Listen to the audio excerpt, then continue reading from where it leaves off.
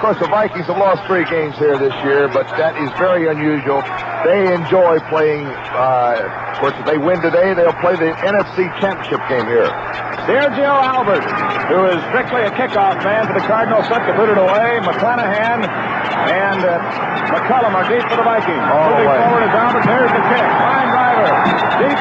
Coming over to the near side, McCullum at the 7, to the 10, to the 15, to the 20, 25. Dancing away at the 30, slips and goes down right there on the near sideline. Trying to turn away, Jerry Hammond was down to make the stop for the Big Red of St. Louis. The referee today is Chuck Heberling. The umpire is Lou Palazzi. Head linesman Burl Toller. The line judge Red Cashin. The back judge Don Wedge.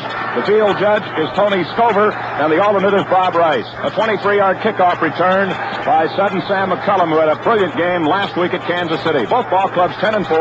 The Vikings won a midseason Monday night game at St. Louis 28-24. They also defeated the Cardinals 14-10 in a preseason game. Wide to the left is Gilliam. Wide to the near side is Lash. Ozzie and Foreman, the running backs, behind Fran Tarkenton. Tarkenton, the first play, hands off to Foreman. Breaks one tackle, cut back in, but Stallings nails him at the 29.5. Left linebacker Larry Stallings, 6'1", 230 pounds in his 12th year from Georgia Tech. It's no gain. It's second down and a long 10. You're going to see a lot of slips today, looking at the field, the way they're running. They're kind of balance will mean a great deal today, Joe, because the field is not 100%. Of course, it's probably frozen. And not all the way frozen. Now, you can cut on. I'm sure they're using cleats right now, but you're going to see a lot of slips today. Gilliam wide to the near side. Rice splits wide to the far side left. Deuce backfield behind Fran, 2nd and 10. The Vikes just shy of their own 30-yard line. Fran gives to Ozzie. Slides to the left side. Battles across the 35. Out to the 37-yard line goes 10-year veteran Dave Osborne. Typical Ozzie run off the left side behind good blocking. Chuck Goodrum, Andy Marr on the left side. Just zone blocking. And they really pushed that defensive right side of St. Louis back. It's going to bring up about 3rd and 3. Right linebacker Pete Barnes made the contact for St. Louis. A gain of 6. It's 3rd and 4. The Vikes at their own 36-yard line.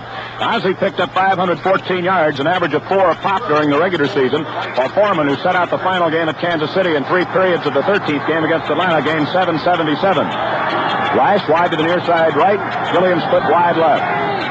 3rd down 4. The Vikes on their first possession to give to Foreman. Looking for room. Looking for a block. Tries to cut back. Stallings is going to nail him for a 1-yard gain at the 37. It'll be 4th down and 3. And Foreman, on his first 2 carries of the game, picks up a net of 1 yard. Stallings defeated Dave Osborne on the block.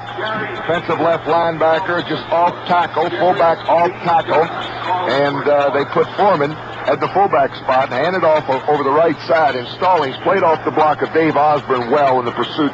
Got Foreman for about, got back the line of scrimmage, maybe picked up a yard. Well, Fran had completed 199 of 351 for just under 2,600 yards. Did not put the ball in the air the first time. Eyeshide into front, the poorest in the NFC with an average of 36.1 on 82 kicks.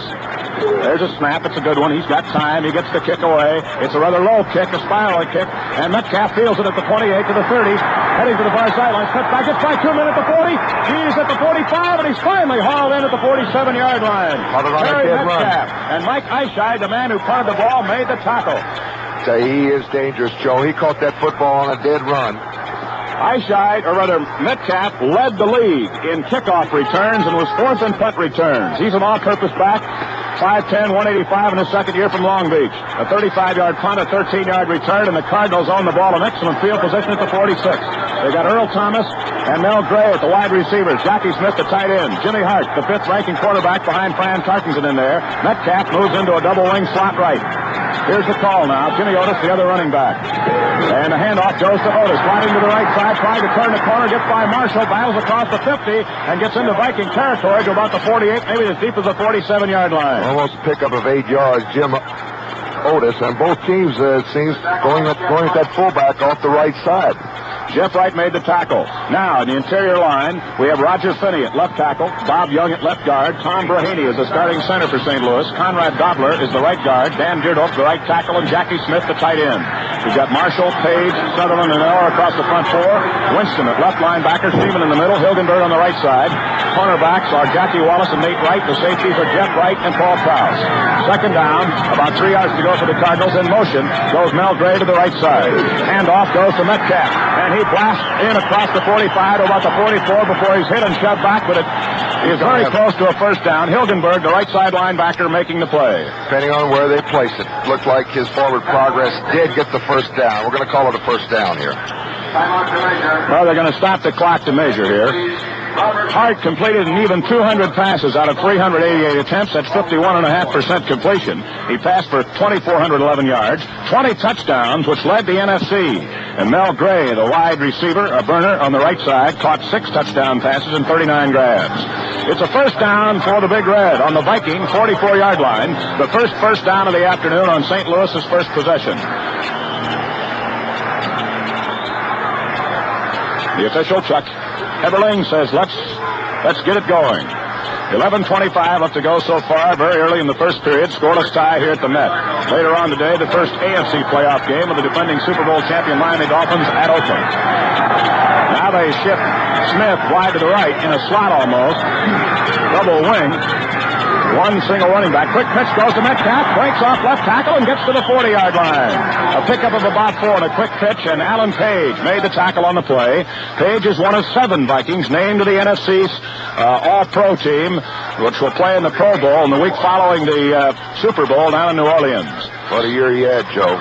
Again, Alan Page, I think, has played as well this year as he has in the past, even as one great year when he was MVP. All professional football. This year, he had just an excellent year. J.V. Kane, a big rookie from Colorado, wide to the right. Mel Gray, wide to the near side. Second down and 6 for the Big Red on the Viking 40. In motion goes Gray to the far side. Here's backfield behind Jimmy Hart. Quick pitch now to Metcalf, trying the right side. Hit by Eller. Hit. Knocked away and surges across the 35 and out of bounds in front of the Cardinal bench at the Viking 34-yard line. We'll see where they mark it. And it's going to be very close to a first down. Jeff Wright finally hit him hard enough to push him out of bounds. Both teams keeping the football right on the ground, Joe, and I think St. Louis, if they're going to have this much success against the Vikings running the football, you're not going to see too many chances in a game like this because they're playing a game of mistakes now. One mistake, well, it can mean the end of a season. Gray is out. Jim McFarland, the second string tight end, is in. They mark the ball at the 36. It's third down and a long one. Big play, Vikings defense. Power eye, triple stack backfield behind Jimmy Hart. Both ends bunched in tight. Now they shift into the power eye. And the give is to the third man, Otis. And he is close to the first down. He's pushed back. And coming out of the pile with the ball is Wally Hilgenberg, but they've called the play dead as Hilgenberg stole the ball from Jim Otis. Now, it's his deepest penetration, and it looks like he may be a little bit shy, Paul. Yeah. It's going to be very close. They had to get to the 34, and I think he got to about the 34 and a half. I think it was Metcalf in the power eye, wasn't it, Joe? I think he lost control of the football. Otis, it looked, of course, a power eye situation there. Otis was the lead blocker. And a quick whistle there. The Vikings would have come up with the football and maybe 6 points. Oh, big play coming up. Fourth down, a yard to go. Otis is the middleman. All right, power eye again. Now they shift in.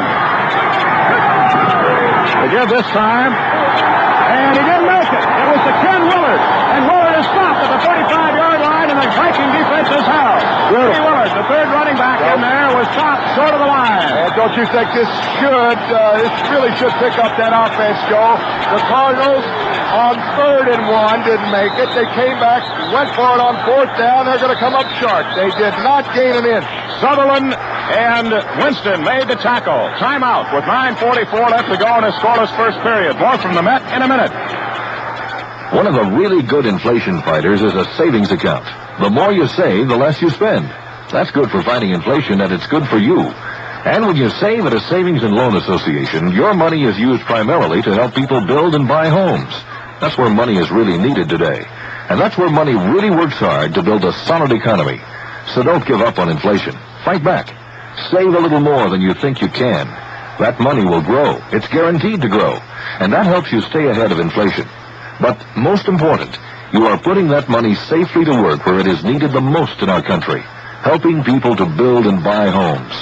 So fight back at inflation. Save money. The money you save at a savings and loan association works hard for you and your country, too. This message was presented in the interest of the savings and loan industry by Twin City Federal in Minneapolis, St. Paul.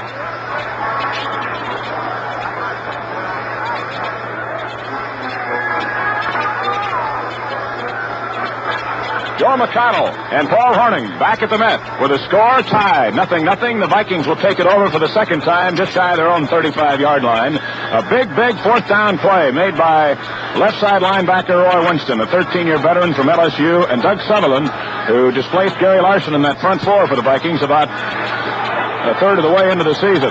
Now the Vikes break the huddle. Jim Lash, who caught 32 passes for 631 yards wide to the left, Gilliam wide to the near side. Double wing, slot left, Foreman in the slot, Tarkington rolls to the right. Looking downfield, looks back in the middle, throws to Foreman, right through his hand to the 47-yard line, incomplete.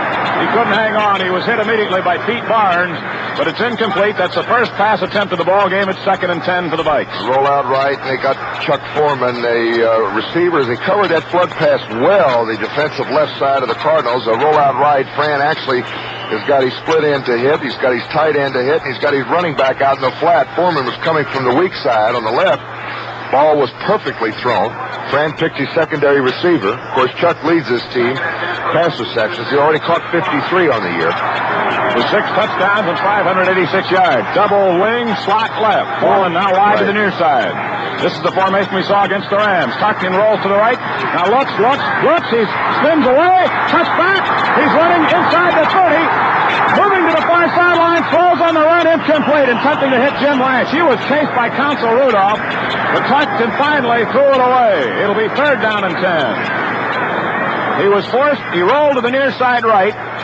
Was bottled up, couldn't find anybody open, had to run laterally all the way back across the far side of the field, and it was a foot race between Counsel Rudolph and Tarkington to the far sidelines, and Fran finally just dumped it harmlessly out of bounds. Fran had to run. This football field is 53 yards wide. The ball was on the left hash mark. You know he ran at least 30 yards to the right and about 45 going back to the left. All for no gain. It's 3rd and 10. Again, Lash wide to the left, and this time Gilliam will line up in the slot to the left. The backfield of Deuce. Ozzie on the left, Foreman on the right. The Vikings have been characteristically a slow-starting team in the last few ball games. Tarkington back to pass, swings one out, caught, and out of bounds at the 45-yard line. And I believe it was Abe Osborne. Ozzie, who caught 29 during the regular season, knocked out of bounds at the 45, and it's going to be very, very close to the first down. I think the ball does not have to be to the 45-yard line. This is going to be on the far side away from our vantage point here, and I think it's going to be a first down, maybe by a hair, Joe, or if they do miss it, it's going to be two inches. Well, the chains had to be moved all the way over to the far side. Now, I think he made it. They're going to measure right now, and it is close. Yeah, usually when they look right, it's going to be short. It's going to be short. Now, will the Vikings go on 4th down and an inch? I think they are. Run it, Bud. No move from the sidelines. They're going to go for it. They're going to go for it. Absolutely going to go for it. Randy Alderman comes in. Alderman and Kingsrider come in. Alderman, of course, the last of the original Vikings. A 15-year veteran, the offensive captain at left tackle. Lash and Gilliam, the wide receivers, go out. Kingsrider, a second-year tight end from Minnesota, into the game to block. Hope they make it. If they don't, and this happens to be one of the big plays, which it inevitably will be, there'll be some question about this. Well, it's 4th down and less than a yard. The Vikings gambling here on their second possession inside their own 45. Everyone wedged in tight in the goal line defense. Ozzie and Foreman, the running backs. Kingsrider is a wing on the left side. Here's the call by Tarkington. And he goes to Foreman, who's got the first down to the 46-yard line on a jolt right up the middle. And Ozzie and Norm Thompson have a little exchange after the play. Ozzie was the man who carried the ball. And the hometown fans, Joe, are on their feet. They love it. You know, I really don't know why, if you really think about it a little bit, fans love to see teams go on 4th down. And if a coach does it, I would say 10 times out of the year, he's probably going to be wrong 7 times. Well, percentages are against you. First down for the Vikes on their own 46-yard line. Slot left. Gilliam lining up inside Jim Lash, and the snow continues to fall here at the Met. A little heavier now. It started about 20 minutes before kickoff. Fran gives the Foreman, sliding off right tackle, and he battles his way to about the 48-yard line. A gain of 2+. It'll be 2nd down and a long 7. Bob Rowe, the big defensive tackle, an 8-year veteran from Western Michigan, made the stop for the Big Red. One play, Joe, I'm sure we're going to see, and we're seeing a little bit different. Of course, Foreman is a running back. You have to call him a running back, not a halfback or a fullback, because of the fact that even, look at today, he's been in the fullback position when the fullback plays are called off tackle. They just switch it around. Ozzie goes to the right halfback and blocks for Foreman. Second down, 8, Minnesota. The Vikes on their own 48. Slot left. A&B circle. Deuce backfield, Ozzie on the left, Foreman on the right, behind Fran Tarkington. Mick Tingelhoff, 13-year veteran from Nebraska to center, snaps the ball. Fran drops back to pass. Now looks around on the right side. Foreman has it to 42 to 40. Answers and gets out of bounds at the big red 37 at first down. A&B circle, Joe, and he beat Larry Stallings on a good move. And actually, a linebacker is really at the mercy of a running back. A guy like Foreman is going to beat Larry Stallings, who's a 12-year veteran out of Georgia Tech. Especially on a kind of field, because he has the option of cutting in or out. And what he does, he was lined up on the weak side. The tight end was lined up on the left. Foreman was in the right halfback position, and you have to key your middle linebacker. If the middle linebacker comes your way, you break outside. If he goes to the tight end side, you're going to break inside. 14-yard pickup, first down, Vikes on the big red 38. Slot left again. Gilliam inside, Jim Lash. Tarkington, inside handoff to Foreman, who bucks his way across the 35 to the 34-yard line. A pickup of about 4 as they're beginning to soften up that front 4 of St. Louis just a little bit.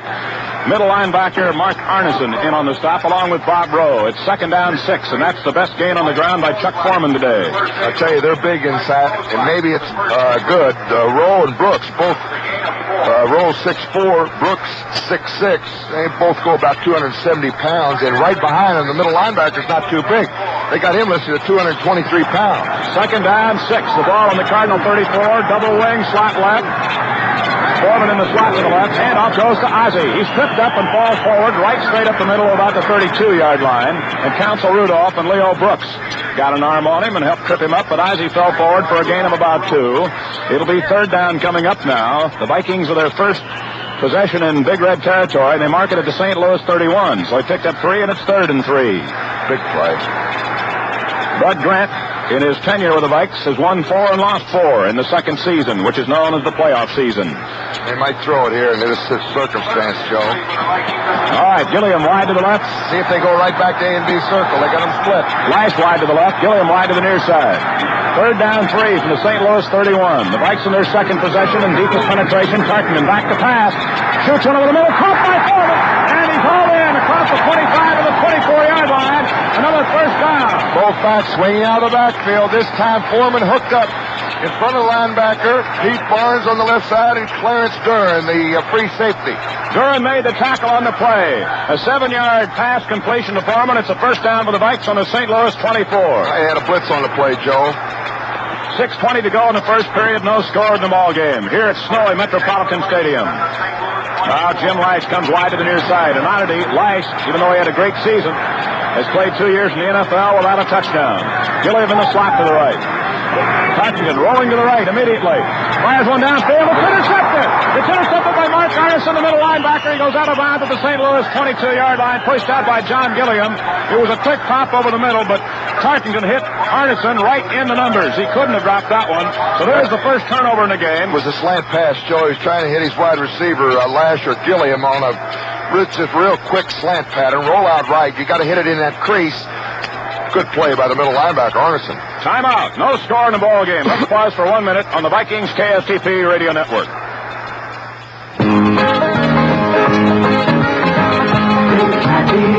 Stay happy, have a happy day today. Work better, live better, between the city that's the way. Make your money work for you, to do the things you want to do. Stay happy, between the city that's the way. Stay happy, have a happy day. One of the best names in watches is Waltham. And right now, Twin City Federal makes it easy for you to own a Waltham. With a qualifying deposit, you can take your choice at a remarkably low price.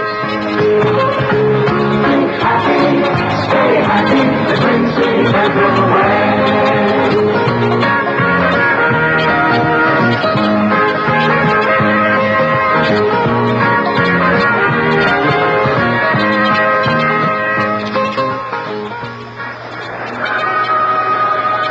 Well, the first turnover of the football game kills the Vikings' first real threat. and gives the Cardinals the ball back on their own 22-yard line. Tarkington was intercepted only 12 times all year, passing for 17 touchdowns. Jim Hart had only 8 passes intercepted and threw for 20 scores. Wide to the right, the little sprinter out of Missouri, Mel Gray. And now on the shift, they bring Earl Thomas, formerly the Chicago Bears, wide to the near side. Now Metcalf shifts into the slot to the right. Double wing right. Hart drops back to pass on 1st and 10. Winds up, pumps, throws, incomplete. Overshooting Mel Gray, who was covered by 3 Vikings at about the 35-yard line, almost a stop and hook pattern. Well, it was a turn in, Joe, and it's a good thing. I think Hart may have thrown that away on purpose, because if he would have been on target, Nate Wright had an excellent opportunity because he was guessing on the turn in. They were in a zone on that side, so he could really guess because he knew he had deep help from Paul Krause, and I really had it covered. He had the turn-in covered. And if it would have been thrown close to the receiver, Nate Wright had a shot at an interception. J.B. Kane alternating with Thomas on every other play, wide to the right. Gray wide to the near side, 2nd down 10. St. Louis on their own 22, and motion to the far side right goes Mel Gray. Hart, inside handoff, breaking into the clear is Otis across the 30 up to the 34 before he's upended in the secondary. Jim Otis on a quick pop right up the middle on trap blocking, got free. Roy Winston finally caught him in the Vikings secondary, but it's a big 12-yard gain on the ground, 1st down St. Louis. So speaking of the Vikings secondary, I noticed Paul Krause, and of course, if you're familiar with Minnesota Viking football, you know he is one of the excellent free safeties that ever played the game. Today, he's playing a little bit deeper. Now, the reason for this, on that last snap, Krause looks like a center fielder. He's standing about 13 to 15 yards deep from the line of scrimmage. And what happens on a field like this, he wants that extra yard or two so he can cover the deep patterns on the outside. Hart back to pass, swings one out in the right flat, caught by Mel Gray, who jumped immediately at the 37-yard line, and apparently dropped the ball after contact was made. Good hit by Jeff Wright. Jeff Wright jarred it loose. It would have been only a 3-yard gain had he held on. So it'll be 2nd down 10. Clock is stopped with 5:07 to go here in a scoreless first period. And this game is now on the ball twice. And again, Vikings rolled on a zone on Mel Gray's side, Joe, and I think that's exactly the way the Viking defense is going to play against. They're going to give Earl Thomas all the outs he wants, but they're going to try to roll a zone on most occasions against Mel Gray because he is their big play receiver. That was a penalty. There was a penalty flag thrown on that play. Offsides against the Cardinals declined. So it's 2nd and 10 St. Louis on their own 34. Otis, who picked up 12 yards a moment ago, was the 9th leading rusher in the NFC with 664 yards and an average of 4.2. He's had a fine year. He started with Kansas City. High formation. Now they shift into a double wing right. Looks almost like a triple wing, Paul. One running back.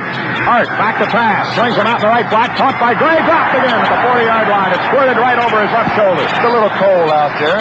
Get those hands loose.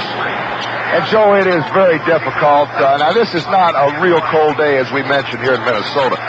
But it's something about catching that football. If you start thinking about your hands being cold on a day like this, invariably you're going to drop a few of them.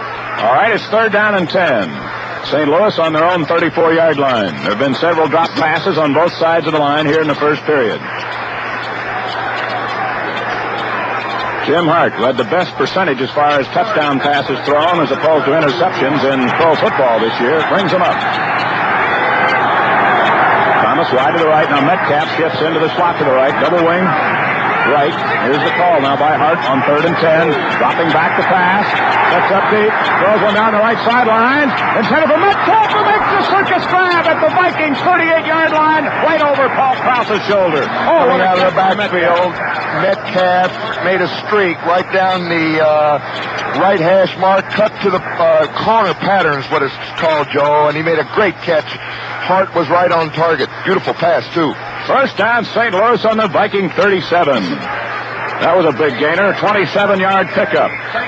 Metcalf caught 50 passes, just 3 less than our own Chuck Foreman during the year. He did not catch him for much distance, 377 yards. But that one was a big 27-yarder. Mel Gray wide to the near side. J.B. Kane wide to the right. 1st down, St. Louis. Their 2nd possession in Viking territory. Hart drops back to pass. Looks long. Throws a long bomb down the middle. And it is incomplete.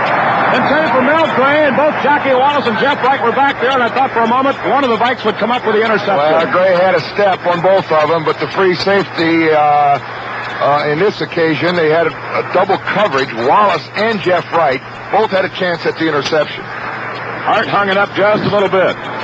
It'll be second down 10 from the Viking 37-yard line as they sent Gray on a post pattern deep in the end zone.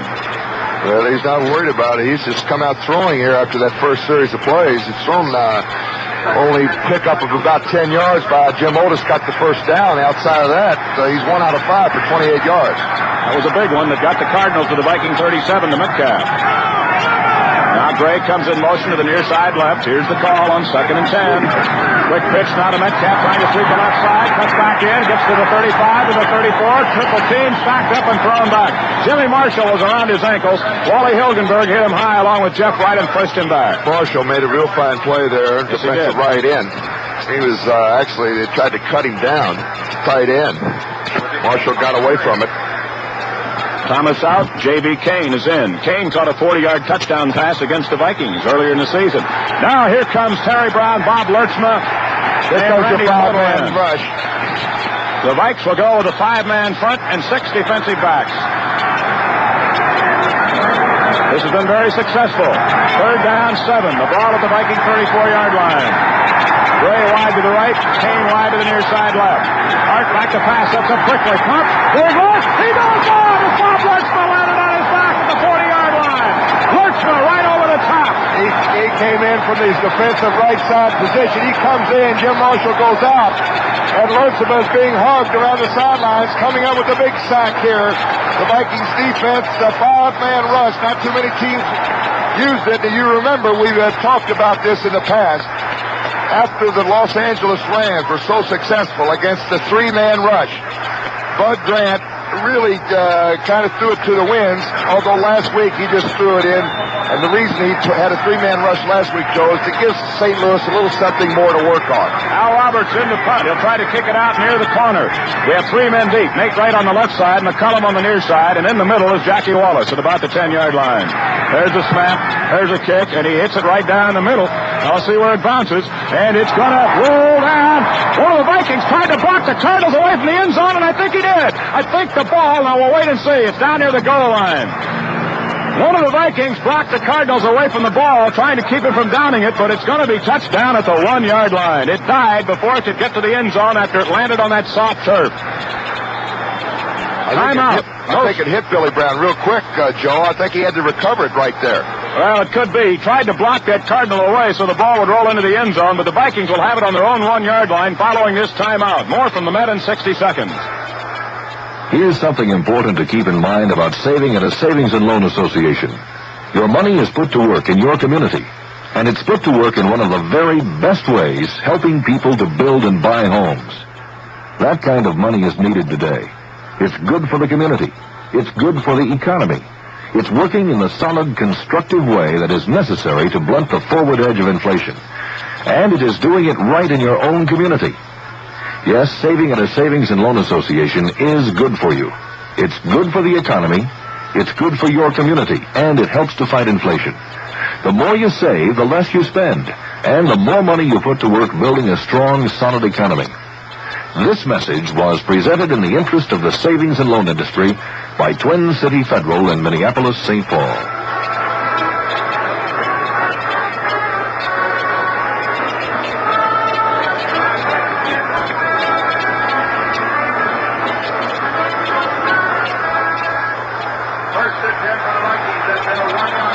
First down for the Vikes on their own 1. Slot to the near side right. Gilliam lining up inside Jim Lash. A 39-yard kick by Al Roberts.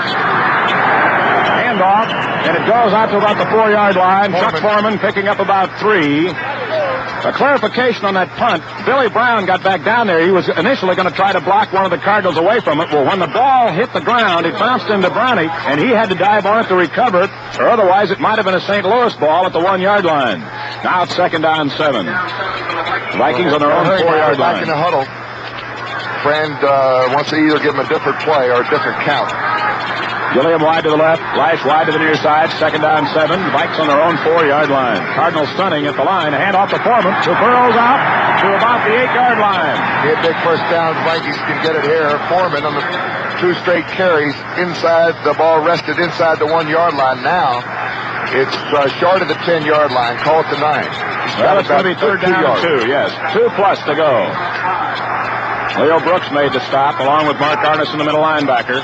Very, very big possession for the Vikings now, and third down and long, 2 to go on their own 9. I still say, of course, nothing to nothing. You can't take too many chances. Great passing down right here. Flash wide to the left, Gilliam wide to the near side right. Fran gives it to Ozzie, and he did not make the first down as the roof caved in at about the 10-yard line.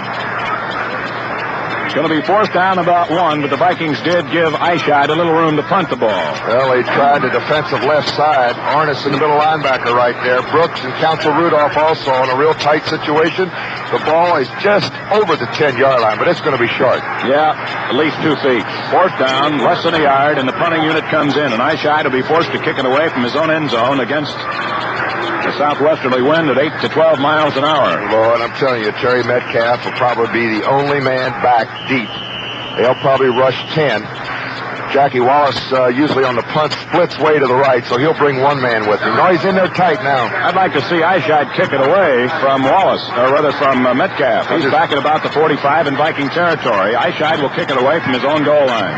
Vikings are in trouble. There's a snap. Takes his time. Gets the kick away. It's a high one right down the middle. Metcalf waits for it at the 47. Heads to the far side. Spins. Gets away from one man. A clip is thrown. Lays at the 40. Dancing away. And gets down. Spinning. Twisting out of bounds at the 35-yard line. But a penalty flag was thrown. I tell you, he was hit after he went out of bounds. And I don't know if he's hurt. There's a flag down about the 49-yard line, Joe. And I think that was a real late hit by one of the Vikings. Hit Metcalf after he went out of bounds. And he hit him. There's the flag down there, too. That was a good call. Yeah, it was a late hit. And it was a rather needless one after the penalty flag was thrown. And the guy who did it picked a very dangerous spot to do it right in the middle of the Cardinal bench. It might have been Brent McClanahan who hit Metcalf a little bit late. So we may have offsetting penalties here, which would be a big break for St. Louis, really, because they had clipped way, way early in the play. The clip Offsetting against the penalty. Vikings, and an unnecessary hit after Metcalf out of bounds. A referee penalty on the Vikings. What are they putting it back for? Well, I don't know what they're doing now. They're bringing it back. They're putting the ball back into St. Louis territory. I don't understand this. I don't either.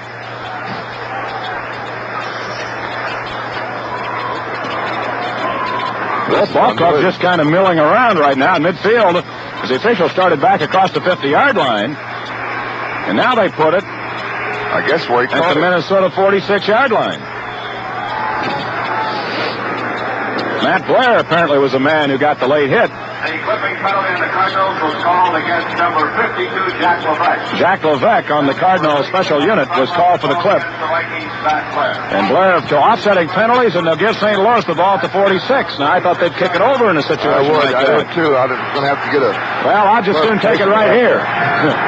First down, St. Louis at the 46-yard line in Viking territory. Thomas wide to the near side. Gray split wide to the right. High formation. Metcalf and Otis the running backs. Jim Hart, the quarterback, had his finest season. And he fakes to Otis, throws over the middle, incomplete! And almost intercepted on the deflection. A quick slant in to the wide receiver, Earl Thomas. He couldn't hang on. And Krause was there along with 4 or 5 other Vikings. And Hilgenberg almost came up with a deflected interception, but it falls incomplete at second and 10. A lot of those wide receivers, they do not like that play, Joe. When it's a quick slant over the middle, the safety man, if he can pick it up, they can just tear your head off. Second down, 10. Big Red on the Viking 46-yard line. We have 52 seconds left to go in a scoreless first period. J.V. Kane, wide to the near side left. He'll be working against Jackie Wallace. Wide to the right, Mel Gray. He'll be operating against cornerback Nate Wright. Loose backfield. Now Gray comes in motion to the near side left. Hart fakes outside pitch, gives to Otis up the middle. He's hooked at the 43-yard line. A great tackle. Sutherland. Oh, Doug Sutherland made a beautiful tackle that play. As he caught him from an angle and dropped him. A gain of about 2.5. Third down and a long 7. Again, Thomas in with a play from head coach Don Coryell, who's done a masterful job in turning this Cardinal franchise around. Here comes bench runner Bob Lurchma in with a defensive backfield. They'll go with a 5-man rush with the 6 defensive backs. Terry Brown and Randy Polo come in this situation. Now we got 6 defensive backs and 5 down linemen. Well, he used it once before and got a sack. Hart back to pass. He's got plenty of time this time. Wings it out. Incomplete intended for Earl Thomas. He was hit by Jackie Wallace. He dropped it on the 29-yard line. Getting a little cold down there. You got to just relax those hands. He might have been out of bounds anyway, Joe. I think he lost the sidelines there. Jackie played that one very well. Jackie played it, timed it beautifully. 4th down, 7. 10 seconds left to go in the first period. The ball at the Viking 43. And Roberts, who hit a soft one down the middle to the Viking 1-yard line a moment ago, will try it again. Again, the Vikings drop 3. Wallace in the middle. Nate Wright on the left side and protecting that corner. And Sam McCullum protecting the near corner on the right side. Roberts standing a little bit deeper than average. Gets the snap. Moves forward. There's the kick. High floater. Again down the middle. The Vikings want to let it go. This time it bounces out of bounds at the 1-yard line. It was saved. It was saved down there by Steve Jones, who tipped the ball before it crossed the goal line. Vikings in a hole again, Joe. Beautiful play by Steve Jones that time. There's the end of the first quarter. No score in the ball game with the Vikings deep in the bottle. A 41-yard kick on that play, and the Vikings will have it on their own 2-yard line when the second period resumes. No score in the game. Play continues in 1 minute on the Minnesota Vikings KSTP Radio Network. If you want to know what Christmas means, it's best to ask children.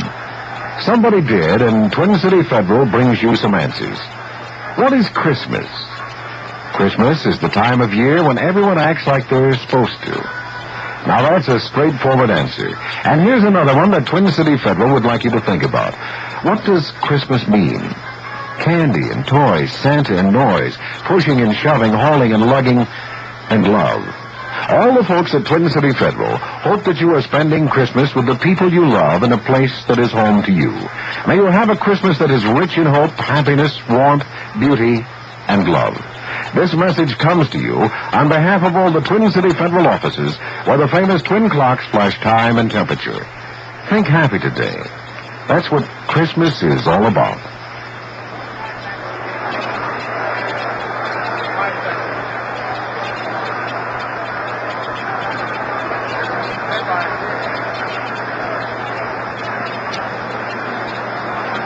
Well, the Vikings start the second period back on their own 2-yard line. For the second time early in the ball game, the Cardinals have been able to feather the ball out near the goal line. That time it was a great play by the down man, Steve Jones, a reserve running back, who actually caught up with the punt as it was about to cross the goal line. And he just batted the ball out of bounds. Of course, where he touched it, it was real dead, and that's at the Viking 2-yard line. And Steve Jones earned his salary probably, Joe, right on that one play as far as the Cardinal organization is concerned. Ball's inside the 2. Vikings milling around now, Tarkney with these hands, the front of his pants. It's always the warmest spot, they say, in your body. It is. It's a natural thing. You always see football players go right there. I didn't say anything. All right, first down, Vikes on their own 2-yard line. Actually, about the 1.5. It's closer to the 1 than the 2. Slot right. Gilliam lining up inside. Jim Rice, the running backs are Ozzie and Foreman. Partington hands off to Ozzie, and he gets maybe 2. He was stacked up right in the center of that big red defensive line. There's a late, of course, the whistle blew. I think he lost control of the football. Cardinals came up with it, but it's going to continue to be Viking football. Well, they mark it at the 5, so Ozzie picked up about 3.5. It's second down, and completely zone blocking, trying to wedge him out, Joe, and that ball's inside the 1. They double team one of the defensive down linemen, the tackle there, and just hope they pick up 3 or 4. Second and a short 7. Now they have a slot to the near side left. Gilliam lining up inside Jim Lash. Now they go to a double wing with Ozzie as a wing back to the right. The give is to Foreman. Foreman looking for running room and falls forward to the 9-yard line. He was stopped almost standing straight up at the 6, and all of a sudden lunged forward and picked up an extra 3 yards. Very big. Now it'll be third down and about 2.5. The ball at the Viking 9. I'll tell you, it's a dangerous running back, Joe, on 3rd and 2, 3rd and 1, because most of your linebackers almost take themselves out of the play as far as pursuit is concerned. Now, a guy like Foreman gets a little trap block, gets by that first flow, could break it for a long run. All right, again, slot left. Gilliam inside Lash. Third down, a long 2. The Vikes on their own 9-yard line. First possession in the second period. No score. The give is to Foreman. He struggles. He didn't make it. He tried the right side. He was hit just across the 10 and shoved back, and they'll see where they mark it, but I think he's going to be at least a half-yard shy at best. It'll be close. First quarter stats. Minnesota and the Cardinals both had 3 first downs. Rushing, St. Louis 37, Minnesota 27. Passing yards, St. Louis 23, Minnesota 30. So net yards, very, very close. The Cardinals with 60, Minnesota with 57. Fran was 3 out of 6 for 30 yards in the first quarter. Hart, 1 out of 7, had at least 2 or 3 dropped. Yeah, they're measuring. Oh, they got it! I didn't think there was any way. First down for the Vikes by...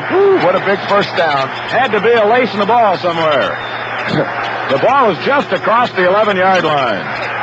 So the Vikings pick up a big first down. 13:31 left to go. No score in the first half.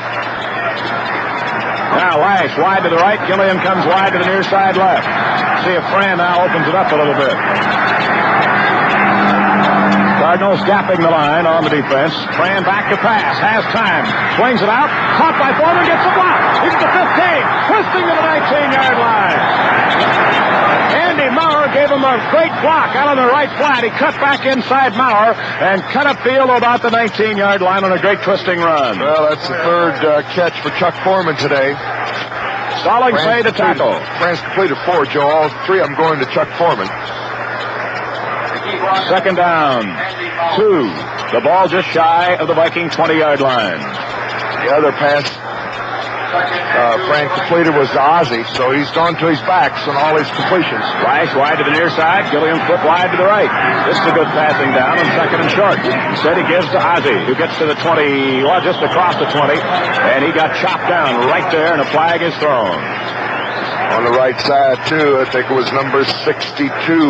That would be Ed White. Ed White. Bob Rowe and Jankowski made the tackle for St. Louis. And it's going to be a penalty against the Vikes. Holding call, and that will move the ball from the 19 back to the 9 and make it second down and about 12 to go. St. Louis, I'm sure, will take the penalty. Ed White is the man. Yep, they're going to bring it back. Well, it's at the 10. So that makes it now second down and a short 12. 12 and a half minutes to go here in the first half. No score. The Vikings, after a drive that took them to the St. Louis 22-yard line where they were intercepted by middle linebacker Mark Arneson, who did not pick up a pass all year. They've been bottled up ever since then with a kick out of bounds on their 1 and a kick out of bounds on the 2. Gilliam wide to the right. Lash wide to the near side left. Second down, 12. The Vikes on their own 10-yard line. Fran gives to Foreman. Sliding to the right. Cuts back in. Angles across the 15. Escapes one man. Is hit and shoved back. He got to about the 17-yard line. Foreman eluding the first couple of would-be tacklers. Duran finally caught him and drove him back. But they'll spot the ball at the Viking 17 and a half, make it the 18-yard line. So now it'll be third down and 4. So the Vikings are within striking distance of the first down. Big run by Foreman, who's beginning to pick up a few yards on the ground now to go with his pass receptions. He's caught 3 already today. He's got 56 yards in total offense. He's caught 3 for 28. He's run the ball 9 times for 28. Slot to the near side left. Gilliam lining up inside second-year man Jim Lash. Third down, 4. Big play for the Vikes on their own 18-yard line. Fran drops back to pass. Half time. Throws. Overshoots Ozzie at the 21-yard line. He was covered by Stallings. Fran seemed to have plenty of time on that play and went to Ozzie, looping out of the right flat. Gilliam looked like he was open down the middle deep. He was deep, but he had 2 men back there, Joe, and it would have to be at least a 50 to 55-yard pass. And those defensive secondary men can really react when the ball's in the air that long. Well, it's 4th down and 4, and the Vikings, who might have had a first down had it not been for the penalty flag, forced to kick it away. Eyeshide for the first time today as the wind at his back. Metcalf back in single safety. There's the snap. There's the kick. High hanging kick, not too deep, but there shouldn't be a return. Metcalf for the third grab at the Viking 49. Well, that is a 29-yard punt.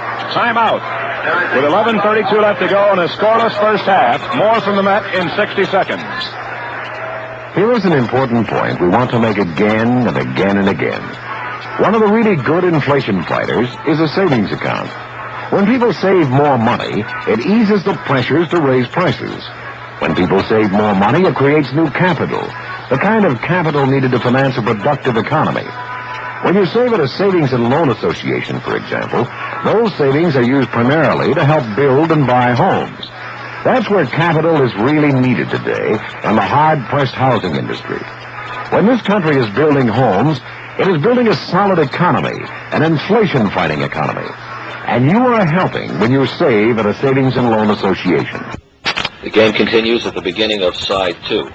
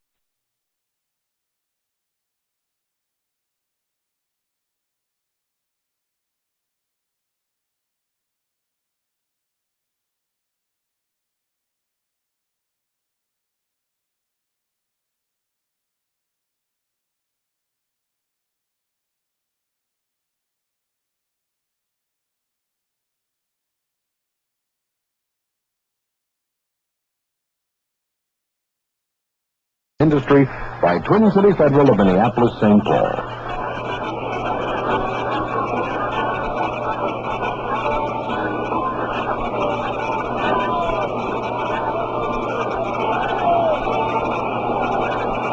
Joe McConnell and Paul Hunting back at snowy Metropolitan Stadium. The flurries have abated here. We got a gray overcast day, a rather sloppy field. First down for the Cardinals on the Viking 49. No score. Cardinals have had the great field position. Gray wide to the near side, split wide to the left is Earl Thomas. Running backs, Otis and Metcalf. Now in motion to the left goes Gray. And Gray Sprinter. Hand off to Metcalf. Coming back against the ball. Push to the outside. Cleans the corner for 45. Watches the cross the 40 to the 39. He was hit around the ankle by Paul Cow and helped him middle linebacker Jeff Seaman. But he beat the cornerback on the play and the sweep to the near side.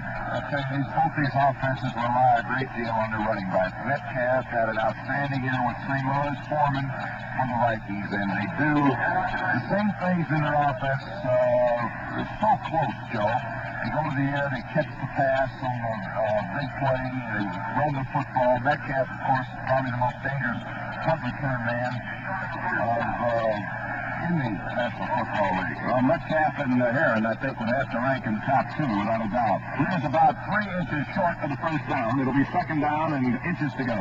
The ball on the Viking 39. That play there, I think Nate White had a shot at it for maybe a 2-yard gain. He broke it.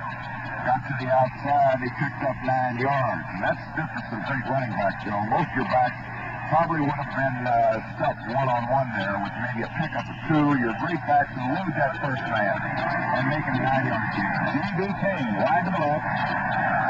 Going wide to the near side. Next one, opportunity for Hart to gamble on 3 deep. High formation. Now they shift into the deuce. Otis on the right. Metcalf on the right. Long count by Hart. And he gives to Otis. Fakes Otis. Throws over the middle. Incomplete. Knocked away from that play by Jeff Wright. He didn't even see the football, too, Joe. His back was to the pass. The ball Hart through was just a little bit behind Milgray, about the 27-yard line. Just about a half step behind, and I think that was the difference of it being completed. As it was, it almost came up lucky for the Vikes. Ray goes out, and Ken Willard replaces him as a third running back. Willard has been around a long time. He's in the top 10 and NFL career rusher. Let's say if that pass could have been caught, Joe. Really good catch. Those are the kind of catch you got to come up with. Right now, 1 out of 8 for 25. All right. Third down, less than a yard. The ball to the right. 39. Now Willard skips over to the right. And again, he goes to Otis, and he gets the first down, but not by much. He was stacked up with little or no running room at all, but he did pick up the first down inside the 39. All he needed was about 3 inches. Alan Page hit in there very hard, along with Jeff Seaman, the middle linebacker, and Doug Sullivan, the other inside man of the front four for the Vikes. First down for the Cardinals, just shy of the Viking 38, a gain of a yard.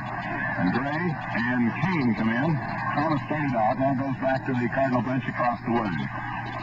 10:24 left to go in the scoreless first half, and again the Cardinals are in Viking territory, where they've been most of the day so far. Gray wide to the left. And J.B. Kane, 6'4", 220. Wide to the near side right. And here comes Gray in motion to the near side. Hart gives Metcalf on the sweep to the left. Cuts back in. He's thrown up by Hilden. Goal football at the 40-yard line. I think the Cardinals got it back big time. Willis is there. And he did. He got it back at the big red board at the Viking 41-yard line. Brennan Hilgenberg with a great tackle that time on Terry Metcalf. And not only that, he jarred the ball loose and almost got a turnover. I'll tell you what, Wally had his arms just completely encircling Metcalf that time. I think the little 11 years experience came in handy there, Joe. He not only had his arms around him, but he was trying to cause a fumble. He probably put that right arm in there and jerked it free. Well, a loss of 2 on the play, but others fell on the loose ball for St. Louis. It's 2nd and 12. The ball just outside the Viking 40-yard line. Gray comes wide to the near side right. Thomas slips wide to the left. Thomas caught 34 passes for 5 touchdowns. Hart comes back to pass. That's that. Then hooked by Evans. Oh, just caught by Thomas. He's anchored at the 27-yard line of first down. Hart did have protection. Eller came in, hooking in from the left side. Hart stepped up just in time and hit Earl Thomas, who was tackled by Paul Krause. But a gain of 13. It's a first down for St. Louis on the Viking 27-yard line. Turning pattern is one of the main plays, Joe, against the zone defense. You give that quarterback enough time, and he'll pick you apart if they can run a deep turning on you, because Krause, they rotated that time to the weak side. He hit it perfectly as far as the defense is concerned. He went the roll to the zone to Thomas's side. All right, Gray slipped wide to the right. Now the delayed shift. Wide to the left goes J.B. Kane. First down, St. Louis on the Viking 27. And motion to the left goes Will Gray. Hart gives off the Metcalf. This time he flies the middle. He's hit at the 24 and rolls to about the 22. We'll see where they spot the ball. He was tripped up by Alan Page. And they're going to spot it at the 22-yard line. Pick up a 4 at 2nd down 6. Well within the range of Jim Backen. Backen, of course, one of the most experienced kickers in the league, with 13 out of 22 in the field goal department this year. He and Freddie both had pretty fair years in the field goal department, but they both left a lot to be desired in the extra point department. Backen missed 6 out of 36, and Cox missed 7 out of 39. 2nd down 6. The ball at the Viking 22. On formation. Thomas wide right, Gray wide left. And now Gray in motion to the near side right. Hart waits on him. Now fakes to the left. Swings out on the right flat. Caught by Gray. He's dropped by Jeff Wright. And he's anchored by Kane at the 23-yard line. A great play by the strong safety. Oh, I tell you, he beat the offensive right tackle, was the guy who was supposed to knock right. Split end screen. It was just a real quick hit shot to the right side. He waits for his lineman to come out the front. The right tackle, Dan Gerdoff, was supposed to knock just right. If he would have got by him, Joe, he would have picked up some yardage. The roar of the crowd here from the mat indicates the Vikings have gone with their 5-man pass rush again. Been very successful so far. They've picked up 1 sack with it today. Now Marshall goes out. Rosenberg is out. Third down. 6 yards to go. The ball still at the Viking 22. Very wide right. Wide left, J.B. Kane. Right on a draw. Here's the Metcalf to the 15. Cuts back to the 10. And down he goes at the 9-yard line. First and goal. St. Louis. And a flag is thrown. It may be a late hit. Maybe a face mask. Doug Sullivan was the man who made the tackle on Metcalf. A good call by Hart on the draw, the delay. Real good blocking up front. Just caught the Vikings in that 5-man rush, really going after the passer. The penalty flag was thrown against St. Louis. Oh, what a break for the Vikes. That came after the play was already over. It's going to be a first down. It'll be a first down, but it'll move it back from the 9, probably to the 24-yard line. Take a late hit or a late block on Jeff Bryant. That's what it was. 15 big ones. Oh, what a break for the Vikes, and the ball goes back to the Minnesota 24-yard line. Wait a minute, it might be third down. Now they're going to roll it. He had the first down made. Well, they still got the third down marker on the near sideline, so it will be third down again and 8 yards to go. What a break. Conrad Dobler, the right offensive guard, was the man who was guilty of that infraction, and that might well be the biggest penalty of the game. No question about it. Now it's third down and 8 for St. Louis at the Viking 24. Very wide to the near side. Thomas put wide to the left. Now Metcalf lines up with a double wing right.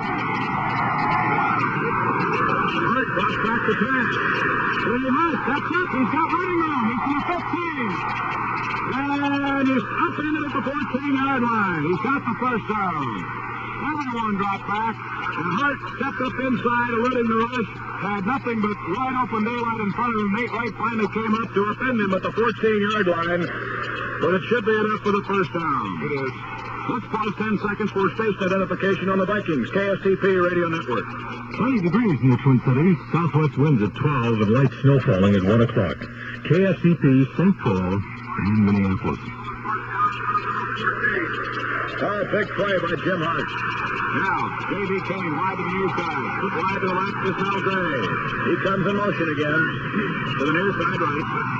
Left and 10 from the 14. Hand off the Metcalf. Looking, put down at the 13-yard line. Wally Hilgenberg made a great ankle tackle as he leaned over the blocker and caught Metcalf as he faked to the outside and tried to cut back inside the blocker. It's second down 9. The ball on the Viking 13. Page also right at the point of attack, Joe. Great lateral movement, Alan Page. It's amazing, 245 pounds. You know, speaking last night, I ran into Wally Chambers, who, in my estimation, plays as close to Alan Page as anybody in professional football. Wally's up here visiting Chuck Foreman. They're very, very good friends that they made an acquaintance in the All-Star game a couple years ago. Second down 9. Gray wide to the near side, foot wide to the left is Earl Thomas. The ball on the Viking 14-yard line. And dropping back to pass is Hart. Throws it out, it's caught. And it's a touchdown. It might be the tight end, Jackie Smith. Will have to wait and get the number. No, it's Earl Thomas. Earl Thomas slammed in as he was put wide to the left, cut diagonally across the field. Made the drive at the 5-yard line and barely got it across the goal line. And the Cardinals have taken a 6-0 lead here at Metropolitan Stadium with 5:05 to go in the first half. And it was a second down play, a 13-yard touchdown pass from Jim Hart. Plenty of protection, Joe. He just waited for Thomas coming across from the left side to clear the linebacker. He put it right on the money at the 4-yard line. He went in from there. Well, the Big Reds scored first. They had plenty of opportunities. The kick by Bakken is good. And the score now, St. Louis 7, the Minnesota Vikings nothing. We'll pause right now on the Minnesota Vikings KSTP radio network. As Viking fans, you're probably well aware of the new rule changes put into effect this season. They don't change the game of football all that much. They just make it more entertaining. More entertaining for you, the fans. And I'd like to say that same principle applies to Twin City Federal's Pass Card. A TCF Pass Card doesn't change your way of saving money. It just makes your savings account more useful and makes saving a little easier. For instance, Pass Card speeds deposits, lets you make out withdrawals faster, gives you an instant receipt, and automatic quarterly statements. It also turns on TCF's new 24-hour total tellers, the Happy Machines. Day or night, you can use the Happy Machines to deposit or withdraw money, cash checks, and make mortgage payments. And there are a lot of other things you'll be able to do with Pass Card in the future. So stop in where those famous twin clocks flash time and temperature soon. And ask about Pass Card, TCF's new way of making your savings account more useful.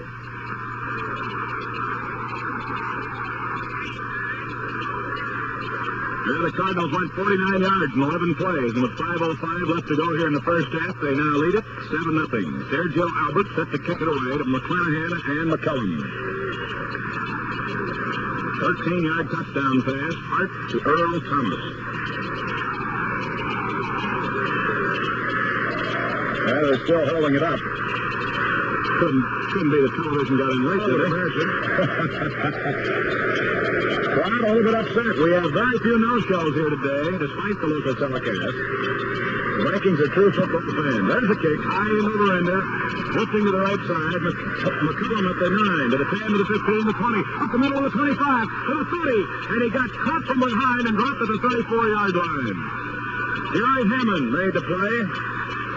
Interesting note on Hammond. You're going to hear some crowd noise now. They want this Minnesota Viking offense to come to life. An interesting note on Hammond. He caught only 2 passes for 14 yards at a wide receiver behind Mel Gray, but he threw one pass this year, and it was good for the longest touchdown pass of the year in the NFC, 81 yards to the tight end, Jackie Smith. First down Vikes on our own 35-yard line. Gilliam wide to the near side. Split wide to the right now is Jim Rice.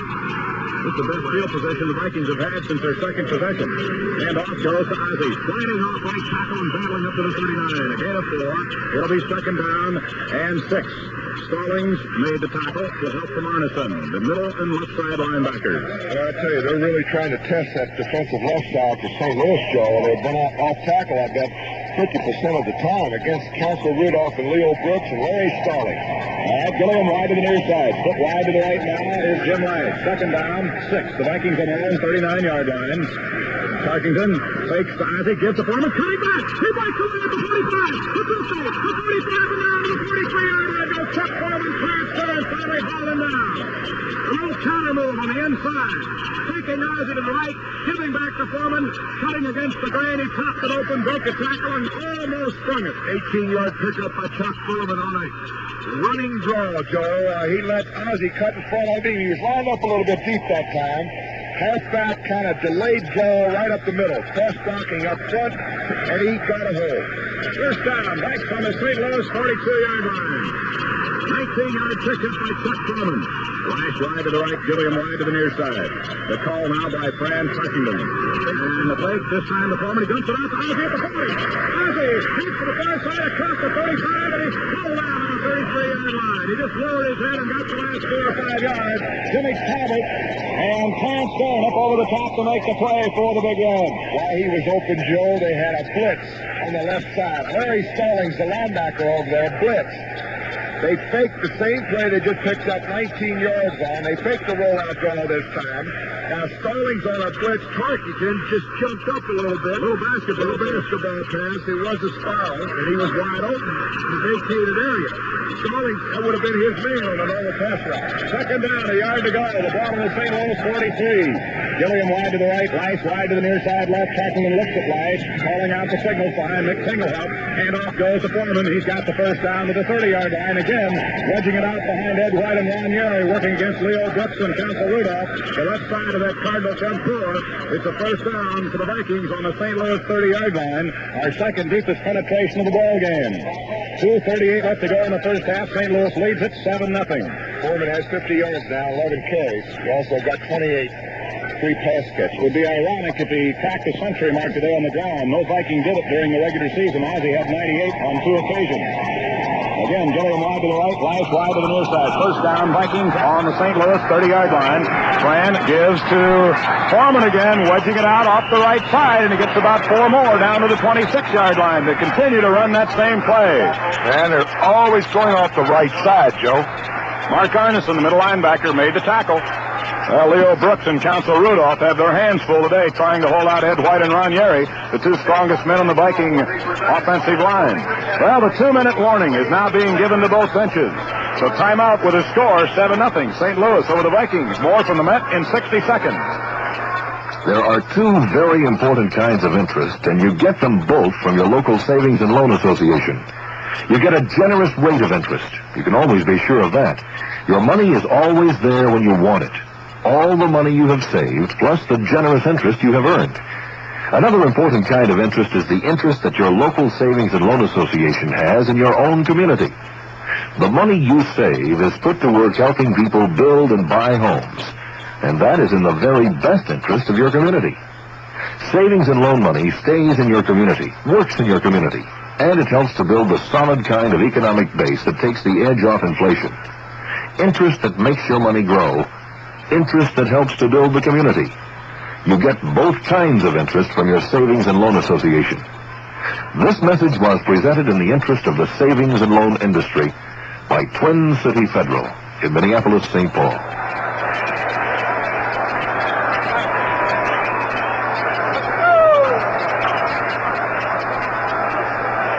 Two minutes left to go in the first half here at the Met, and the flurries have again begun to fall from the cloudy skies overhead. The ball at the 26-yard line in St. Louis territory. Second down, 6 Vikings. They trail 7-0. Listen to the crowd. This has been the most vocal crowd at the Met all year. Lash wide to the near side. Foot wide to the right is Gilliam. Fran is not thrown to his wide receivers yet. Second down, 6. The backs are Ozzie and Foreman. And to give this time to Foreman, trying the same play. Breaks it at the 20. Puts the outside and gets to the 16-yard line. Again, working the slant to the right side. Giving him a little running room. Cross blocking up front. He saw a crack. He cut a little bit veered to his right. Joey found the hole, got the first down. Duran and Talbert again combined to bring Foreman down, but not until Chuck had picked up the first down on the St. Louis 16-yard line. A gain of 10. He now has 64 yards running in the first half. The big stat, though, the only one that really matters is the scoreboard, and the Cardinals lead it 7-0. Slot to the near side left. Fran drops back to pass on 1st and 10. Giving ground to the right, swings it out, incomplete. He threw that one away, intended for Ozzie. He was really rushed that time by Bob Rowe. Broke in from his right tackle position. It'll be second down 10. The clock is stopped with 1:17 to go in the first half. The ball at the St. Louis 16.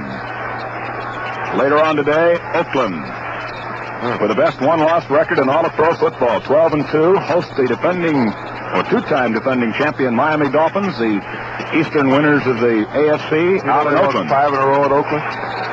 Miami.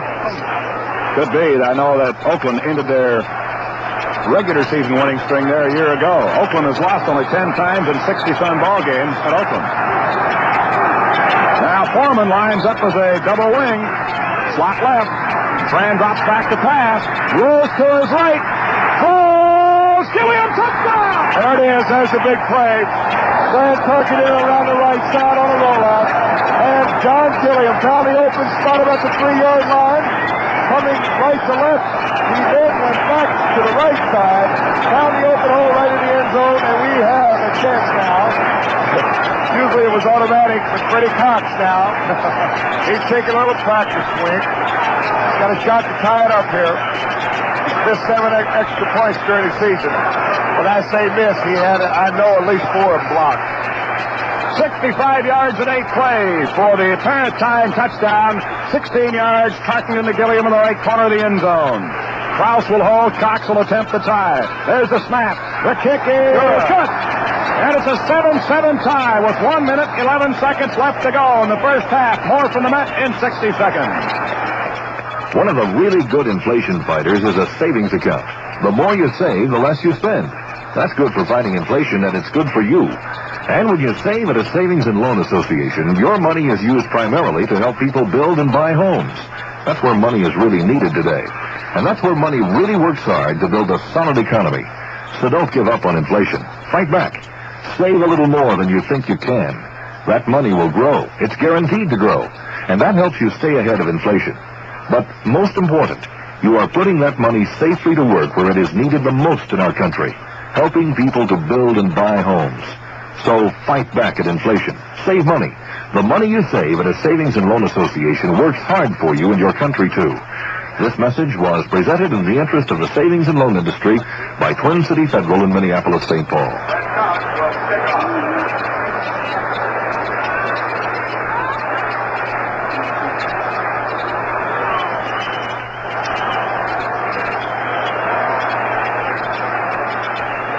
Well, a brand new ball game. 7-7 as the Vikes get set to kick it off to St. Louis with 1:11 left to go in the first half. Metcalf is the deep man.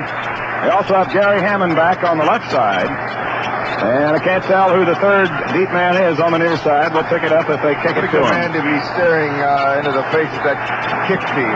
Line drives it into the wedge, and it's taken by a linebacker who puts it back to Metcalf. He's at the 30, the 35, and he's hit, bounces off, and then goes down at the 37-yard line. The ball was fielded initially by Greg Hartle, the second-string middle linebacker behind Mark Arneson, and he did a wise thing. He flipped it back to Metcalf, the one they want to carry the mail. And Metcalf got it back out across the 37-yard line. 1:04 to go in the first half. 7-7 tie, the Vikings and the Cardinals. Well, the Cardinals, they go into this 2-minute offense now with the minute 4 remaining. They have all 3 of their timeouts remaining. They'll love nothing better to get in at least field goal position here. Thomas wide to the left, Mel Gray wide to the near side. Deuce backfield, Otis and Metcalf, who's the man to watch along with Mel Gray, who's the deep threat. Back to pass, Jim Hart.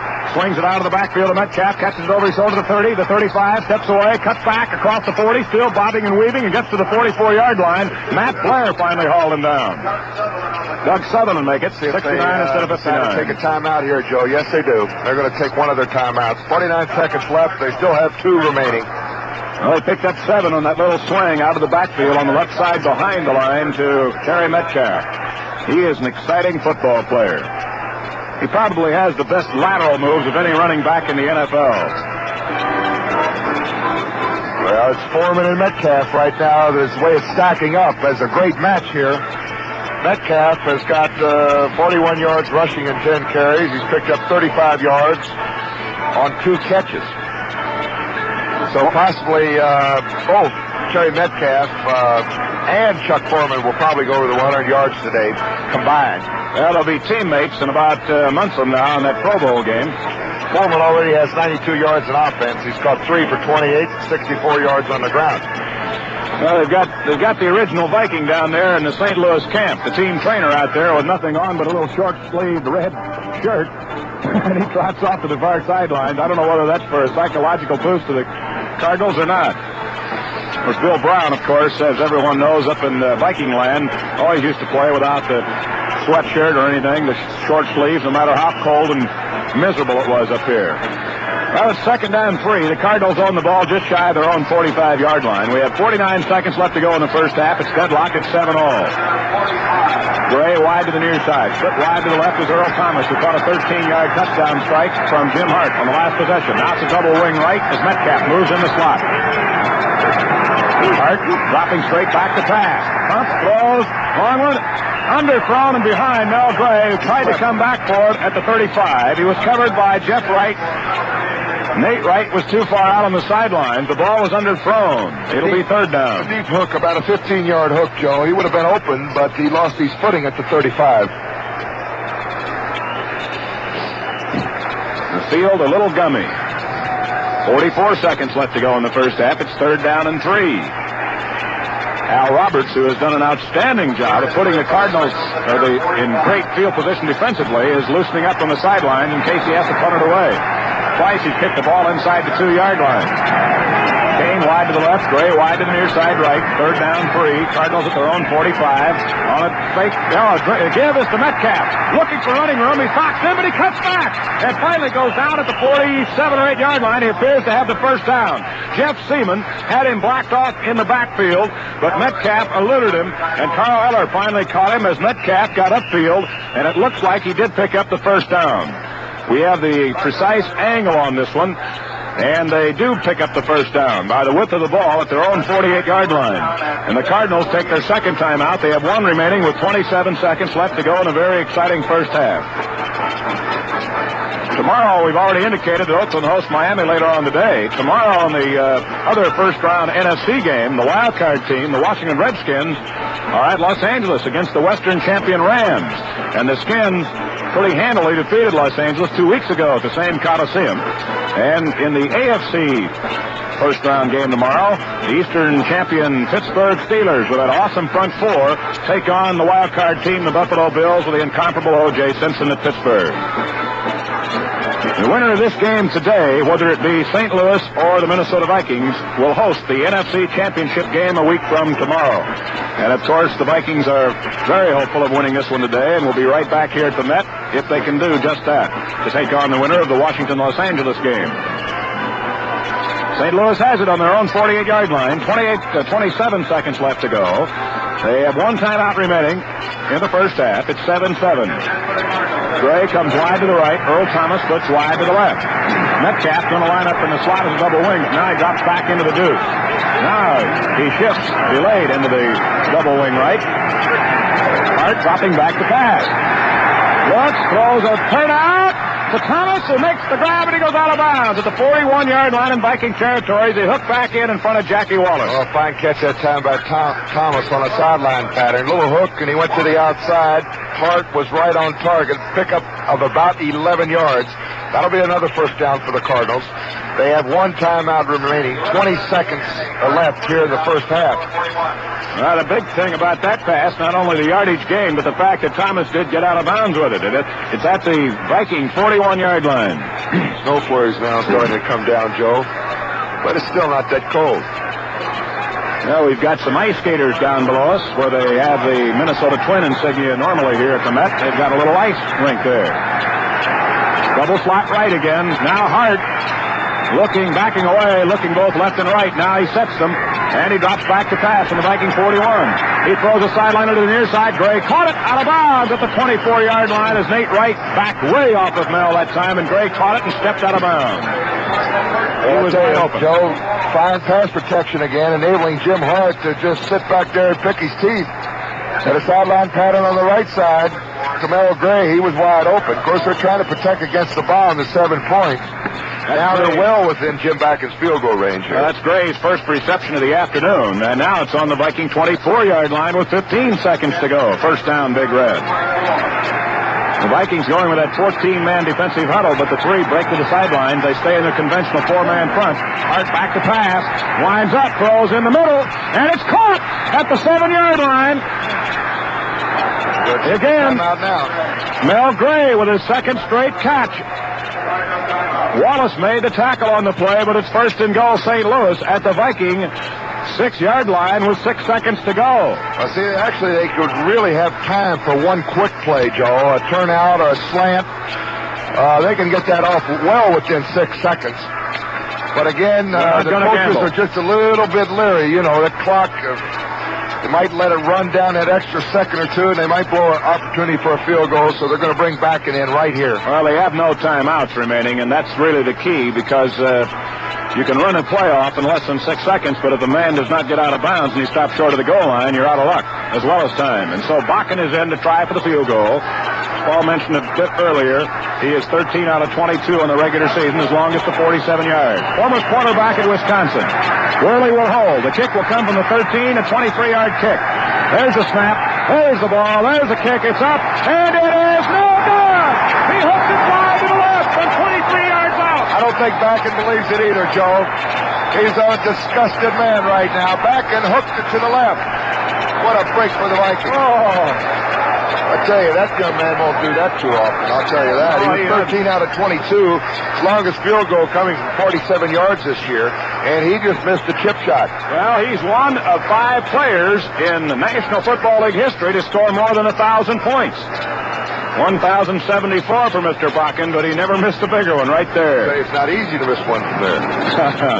Well, there's 3 seconds left to go in the first half, and it looks like the Vikings are going to be lucky to escape with a 7-7 tie here at half. Gilliam wide to the right, Leish wide to the left. Tarkington just falls on the ball. And there's the end of the first half. And Counsel Rudolph exchanges some pleasantries with Dave Osborne as the gun sounds, and the teams head to their respective locker rooms. The end of the first half here at Metropolitan Stadium in snowy Bloomington, Minnesota, with a score. The Minnesota Vikings 7, the St. Louis Cardinals 7. Let's pause for 1 minute on the Vikings KSTP radio network.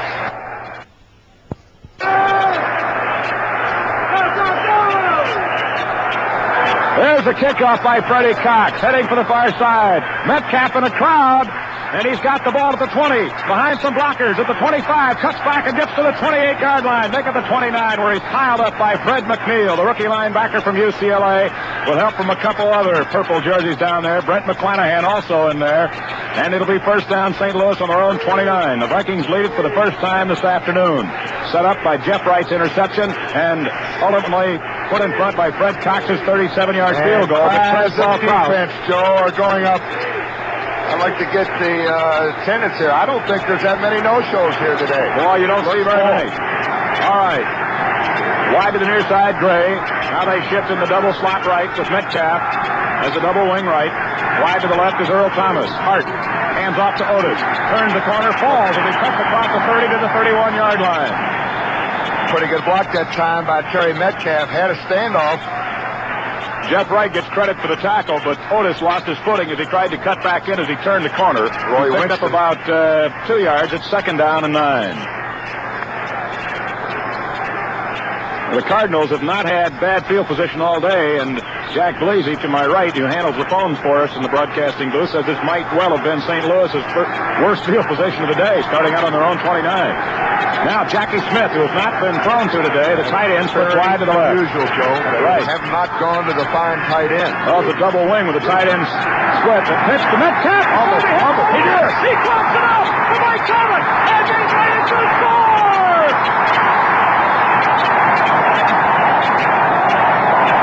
To see that on replay, Joe. I don't know if it was Wally Hilgenberg knocked the ball loose again from Metcalf, or it was Marshall. But anyway, Nate Wright picked up the football, went right down the left sidelines, and he went in, right in the corner for the touchdown. A big break and 2 turnovers here early in the second half will account for 10 Viking points. Nate Wright picked that up at about the 18-yard line and carried it in the near sideline just across the goal line, and the Vikings now lead at 16-7. Fred Cox will try for the extra point.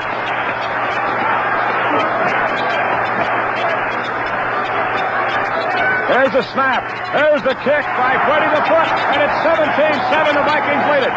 Nate Wright officially a 20-yard return on the recovered fumble for the touchdown. And with 10:29 left to go in the third period, which is all of a sudden blown up in the Big Red's faces, the score is 17-7. The Vikes lead it. Let's pause for 1 minute on the Minnesota Viking KSTP radio network. Bringing you good Viking fans football on radio is just one of the good things Twin City Federal does for you. Here's another. And it's really a great idea for you savers who want to earn extra interest on your money. Now, I'm talking about TCF's new telephone transfer service. This unique service enables you to transfer money from your TCF Past Card Savings account, where it earns daily interest, to your checking account whenever you need it to cover a check. And it's all done by a simple phone call to Twin City Federal. By using TCF's telephone transfer service, you can keep those dollars that would otherwise be earning no interest, working hard earning extra interest in a TCF Past Card Savings account. Earning interest until you need money to cover a check. It's great for your personal funds, or if you're a businessman, for surplus company funds. There's no cost for this unique TCF service. So find out about it wherever those famous twin clocks flash the time and the temperature.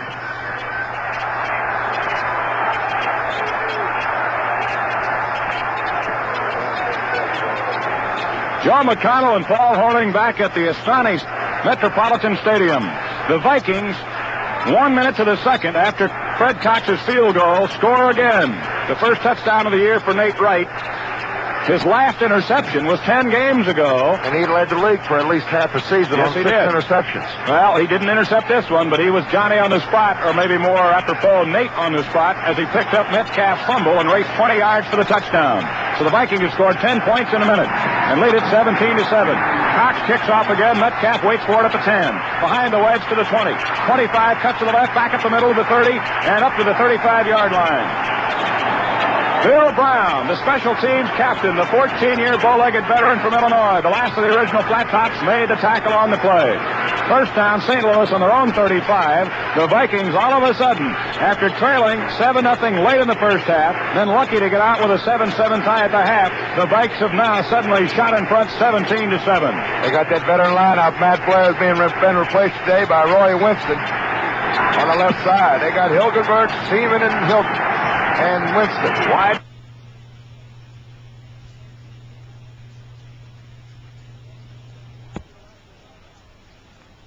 Wide to the left is Earl Thomas.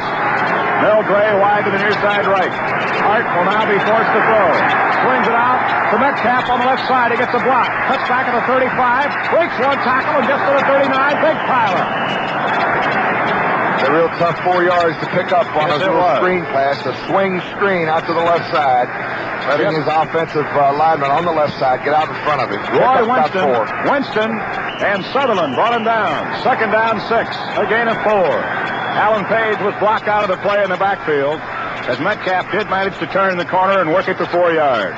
The ball at the Big Red 39. Now it's J.V. Kane wide to the left. Mel Gray wide to the near side, and Jackie Smith, their fine tight end, is also split wide to the near side.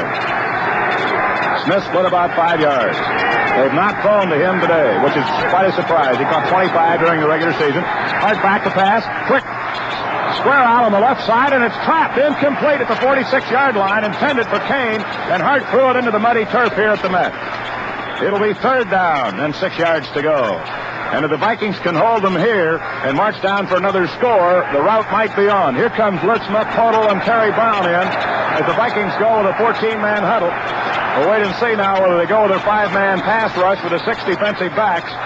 Well, they're sending Hilgenberg out right now, along with Seaman and Winston, the linebacker, so they'll go with a 5-man front. It's third down and 6. The Cardinals on their own 39. Double wing. Smith is also split. Rolling to the right now is Hart. Swings it out in the right flat. Overshoots with intended receiver Mel Gray.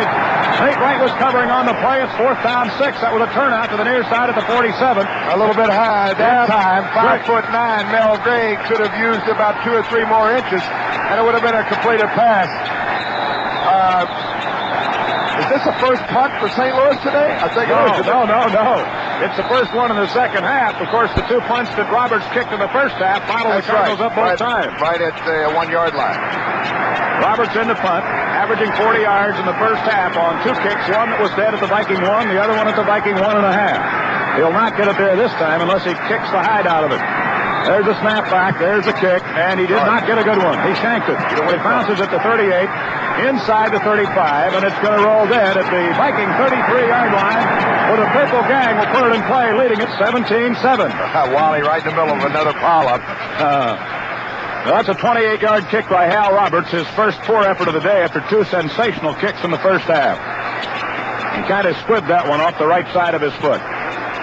The Vikings have it just across the 33-yard line. We'll call it the 34. 9:13 left to go in the third period. The Vikings have scored here twice, both times set up with a defense. One on an interception, which led to a field goal. The other on a fumble recovery and return for the touchdown. Gilliam wide to the near side left, but wide to the right is Jim Lash. Here's the call now by Tarkenton. And he makes the line. He got back a pass, goes along with intended for Lash. And it's intercepted and dropped by Norm Thompson, who led the secondary for St. Louis with 6 interceptions on the year, and he had a better shot at that than the intended receiver, Jim Lash. His fan hung that one up a little bit at the Big Red 30-yard line. Thompson, a 4-year veteran from Utah, had intercepted 6 passes for 190 yards. He'd run one back, 56 yards for a touchdown. So it's 2nd and 10 as Fran went to the bomb on the first play. The Vikes have won 6 NFC Central Division titles in the last 7 years. They've been to the Super Bowl twice. They've not come up with that big gold ring, and they're hoping to this year. This is the Cardinals' first playoff game of any kind since 1948 when they were back in Chicago. The last title was in 47, the Charlie Trippi era. Tarkington inside the 40, breaks it at the 40, 45, and up in at the 49-yard line. 14-yard pickup by Chuck Foreman. Hey, let me tell you, he was one ankle from going all the way, but Clarence Dern tripped him up at the 46-yard line, and Foreman stumbled and fell at the 49, or he might have broken that one all the way. I think he's going to get his 100 yards today, Joe. He's got 83 and 15 carries. He's over the 100-yard combination day. He's got 28 yards on 3 catches. So that gives him 111 yards in offense today. Great day for Chuck Foreman. First down, Vikes on their own 49. Gilliam wide to the right, Lash wide to the near side. And Fran drops back to pass. Stays in the cup, throws a long one intended for Gilliam this side, down the far side. He's got it. No, he's out of bounds. He caught it at the 10. 1 foot in, 1 foot out. He beat Norm Thompson down the right sideline, but Fran hung it up just a little long. Yeah. It's a percentage pass, Joe. When you throw the bomb along the sidelines, you'll always see the quarterback a lot of times lead a guy right to the almost the out of bounds. And why is that? To protect against the interception. Very, very close call there. As you said, Gilliam had Thompson beat by a step going down the right sideline. Fran just stood just a little bit too close to the sidelines. He had 1 foot in and 1 foot out. Ed White is back in the lineup after apparently having his ankle stepped on in the last series. And that's good news for Viking fans. Second down, 10. The ball at the Viking 49-yard line. Double wing, slot left. Here's the call. Fran drops back to pass on 2nd and 10. Throws it out. Caught by Stu Voigt, the tight end. He bounces off the first man and gets to the 40-yard line before he's knocked out of bounds. That's going to be a first down, too, Joe. He was pinned at the 45. He bounced away from Jimmy Talbert and picked up the necessary yardage, I believe. It's going to be very close. They're going to mark it back a little bit now. It's going to be close. I think he's going to be about the length of a football short. That's the first grab today for Stu Voigt, who caught 32 during the regular season. Good for 5 touchdowns and 268 yards. And they're going to measure. They bring the chains in all the way from the near sidelines across the way in front of the Cardinal bench to measure on this play. Well, the preliminary indications, the referee marked it a little bit closer to the 40, but they moved it back a little bit now. So I think they're going to come up just a little bit short. The game continues at the beginning of side 3 to set number 2.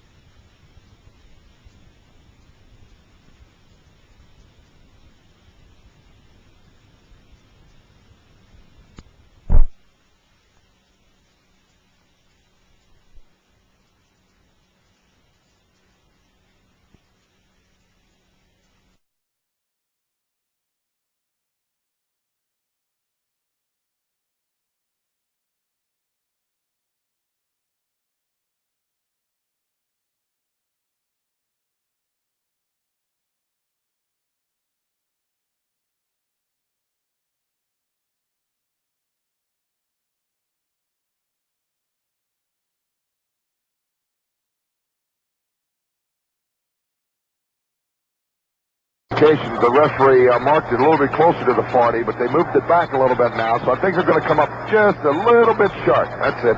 They need about 4 inches. Well, it'll be third down and inches to go. The ball just outside the St. Louis Cardinal 40-yard line. 8:15 left to go in the third period. The Vikings on the move again after taking a 10-point lead thanks to the defensive unit on an interception and a fumble return. Gilliam and Lash are out as Kingsrider and Alderman come in to block up front. Third down and less than a yard. A matter of inches.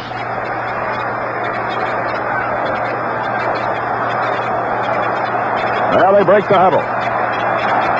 Carpenter brings them up. Lash and Osborne, the running backs. Kingsrider, the wing on the right side. Everyone bunched in tight. Oh, he can throw it here. Brand gives out. Osborne dives for the first down. Across the 40. Look at Chuck Foreman down to about the 37. He's just hurdled the line of scrimmage. A great dive by Chuck Foreman for the first down. And it's at the Big Red 38. First down, Vikings. Chuck Foreman having possibly his greatest game of the year, at least as a runner. I'll tell you one thing, again, they're going off the defensive left side. They've worked it over all day. Now Gilliam splits wide to the right. Jim Lash again comes wide to the near side left. First down for the Vikes on the St. Louis 38-yard line. Fran Tarkington drops back to pass. Sets up, throws the home run. He's got it. For Gilliam, he's got it for the touchdown. Down the right side, he beat his man by 5 yards. Well, if you don't succeed once, Fran Tarkington experience of 14 years. He had beaten Thompson a couple of times earlier on the fly pattern. He comes right back to him. And Gilliam was really streaking down the right sideline, Joe. Just that smooth gait. A real beautiful stride, and he just went by him. Beautiful pass by Tarkington. 23-7. And a 17-point burst here in the first 8 minutes of the third period. You could really put this ball game out of reach. A 38-yard touchdown pass. Tarkington to John Gilliam, who is having quite an afternoon against his former teammates. 66 yards in 7 plays. The snap, the kick, no good. It hit the upright. You're kidding. So Fred Cox has missed another extra point, his 8th of the year. But the score now remains with 7:32 to go in the third period. The Vikings 23 and the St. Louis Cardinals 7. More from the Met in 60 seconds. Here is an important point we want to make again and again and again. One of the really good inflation fighters is a savings account. When people save more money, it eases the pressures to raise prices. When people save more money, it creates new capital, the kind of capital needed to finance a productive economy. When you save at a savings and loan association, for example, those savings are used primarily to help build and buy homes. That's where capital is really needed today in the hard-pressed housing industry. When this country is building homes, it is building a solid economy, an inflation-fighting economy. And you are helping when you save at a savings and loan association. You are helping yourself. You are helping your country. Fight back at inflation. Save a little more than ever before. This message was presented in the interest of the savings and loan industry by Twin City Federal of Minneapolis, St. Paul.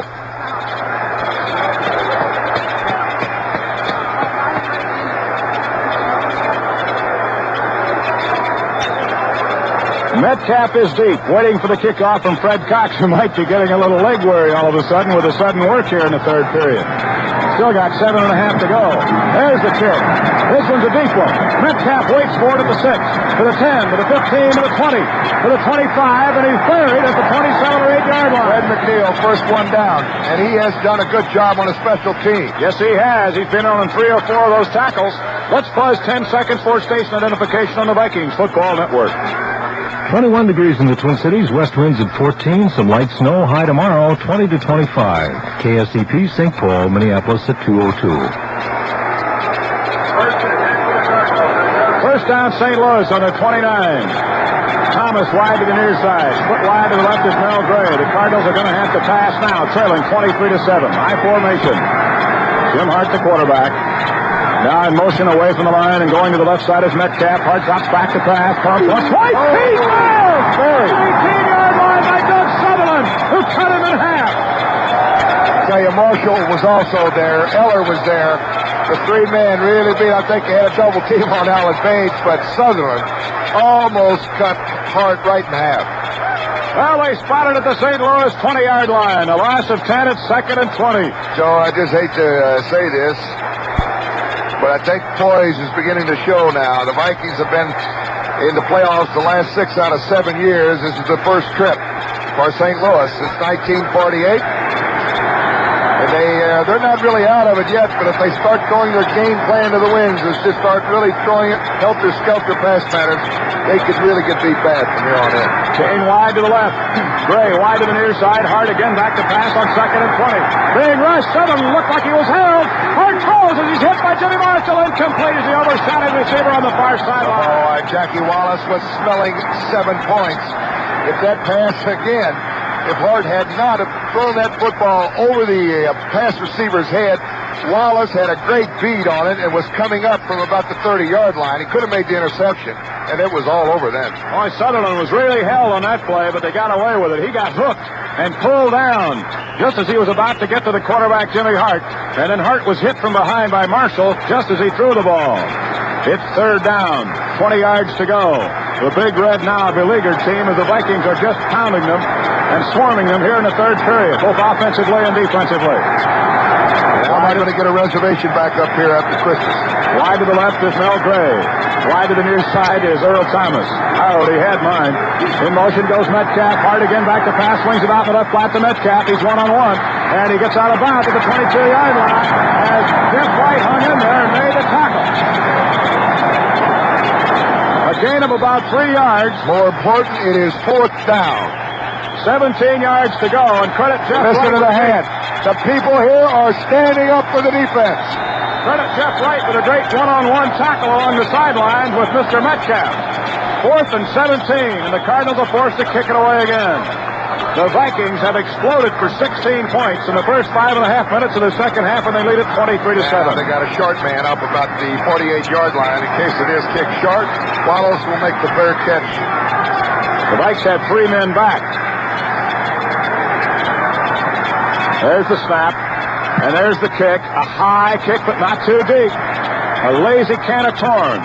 But it bounces as Nate Wright lets it go. It bounced at the Viking 45, and it's going to roll dead at about the 40-yard line in Viking territory. And now the game has really turned in favor of the Vikes. Field position as well.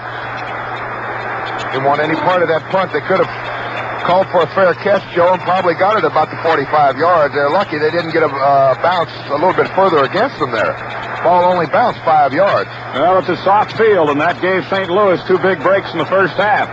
First down for the Vikes on their own 40-yard line. 6:29 left to go in the 3rd period. And needless to say, this has been the pivotal period of this ball game. The Vikes break out of the huddle, sending Jim Lash wide to the right. Gilliam again wide to the near side. He is pulled in 2 Tarkington touchdown crosses today.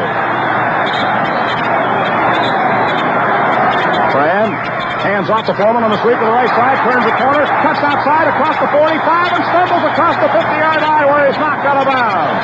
A 10-yard sweep to the right, and he's close now. I think he's over the 90-yard mark. 95 yards and 17 carries. You know, Fran has really warmed up here. He's 8 out of 15 now for 111 yards, 2 touchdown passes, 1 of 16 yards to John Gilliam on a rollout right, and then a 38-yard bomb. First down for the Vikes on the St. Louis 49-yard line. A pickup of 11 by Chuck Foreman. Wide to the right goes Gilliam. Again, Lash wide to the near side. The Purple Gang right now really putting it on St. Louis here in the 3rd period. The call by Fran Tarkington. He gives to Foreman again. He cuts to the right side where they've been working all day, and he gets about 3 yards to the 46-yard line. So you're playing on the defensive right side of the St. Louis Cardinals. You've got to be wondering. They just never run at you. Ron Yankowski hasn't been mentioned too much. Pete Barnes, the only time we mention his name is in a passing situation when he's been around the play. Only because it's a Viking running offense is really running away from that defensive right side. They're really working on Leo Brooks, Council Rudolph, and Larry Stallings. All right, it's second down and a short 8. The ball is the St. Louis 46.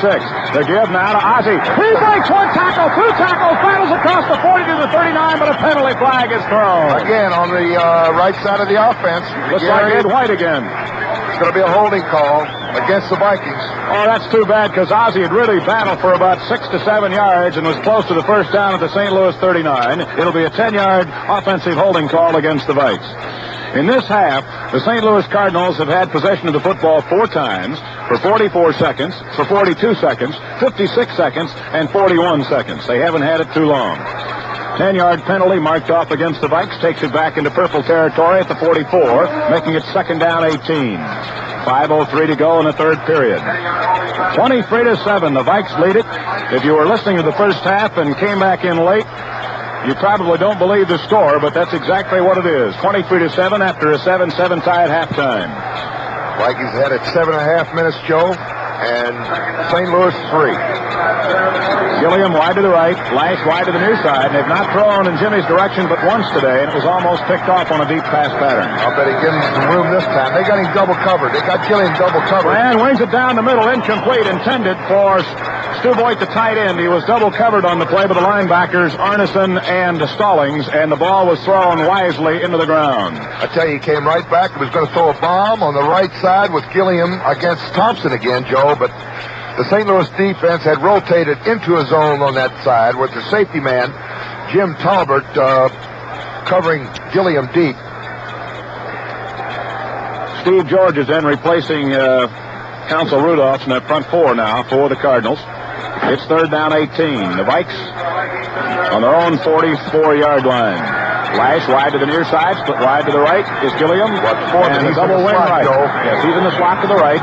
Carson to bootlegs and comes back to the left side. Looking downfield. He throws, and it's intercepted by Roger Rowley. He stepped in front of Gilliam to make the interception. Yuri hauls him down from behind at the big red 48-yard line. There's the second interception by the St. Louis secondary of the day. Worley had intercepted 2 during the regular season. The ball was intended for Gilliam. Worley played it beautifully, stepped in front of John, picked it off, and returned it back up to his own 48-yard line. I won't say too many days for Fran Tarkenton. He'll throw 2 interceptions in one game, and we still have 4:47 to go here in the third period. Actually, over the year, he's averaged, Joe, 1 interception per 30 attempts throwing the football.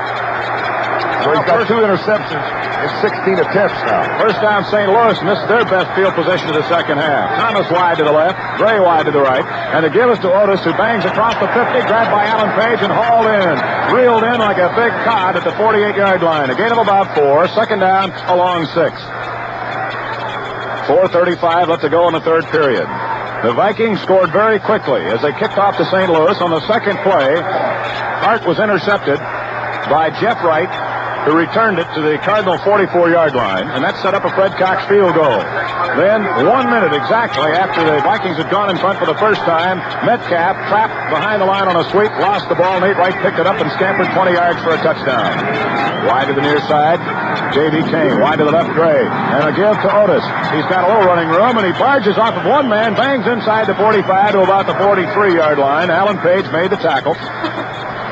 He's going to be about a yard shy of the first down, maybe 2. Foreman officially in the ballgame now has carried 17 times for a net of 98. The ball is at the Viking 44-yard line, third down 2, St. Louis. They have not picked up a first down in the third period. Very few no-shows here at snowy Metropolitan Stadium today. And they're chanting defense, defense. Wide to the left goes Earl Thomas. Wide to the near side is Mel Gray on 3rd and 2. Hart has kept it on the ground in this series. And he fakes to Otis, pumps once, twice, throws a long run intended for Mel Gray. He can't reach it, it's out of bounds.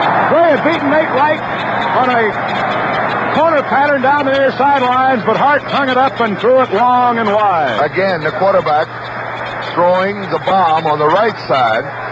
Now, if he would have led him to the post a little bit more, Joe, it could have been 7. But again, you'll see most of your quarterbacks, and we talked about this a little bit earlier, they'll throw it close to the sideline to protect against the interception. But Hart should have realized that he had his man beaten that time. All he had to do, he hung it up well enough, but he threw it too far to the sidelines. Mel Gray had Nate Wright beaten by about 3 strides. He could have run under the ball and gathered it in for a touchdown. McCullum will be probably closest to the punt here, depending which side he's going to kick it out. He'd sure like to feather it down inside the 10. Well, 3 men are deep, and Hal Roberts gets the kick away. A very high hanging kick, not too deep. And Nate Wright calls for the fair catch at the Viking 14-yard line. Wisely. And went down on one knee to make sure.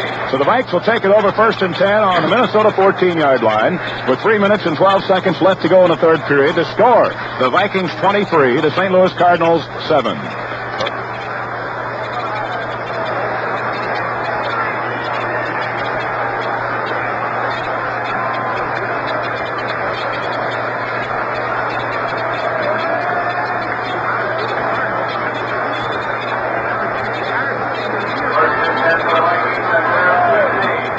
First down now for the Vikings on the 14-yard line. Gilliam wide to the right, Flash wide to the near side left. Hand off goes to Ozzie, cuts back in as he tried the left side, which is the right side of the St. Louis defensive alignment. One of the few times they've come back to the left side, and he picked up about 3 or 4 yards. Mark Arneson, the middle linebacker, a very active middle linebacker, made the tackle. He's been very active today, Joe.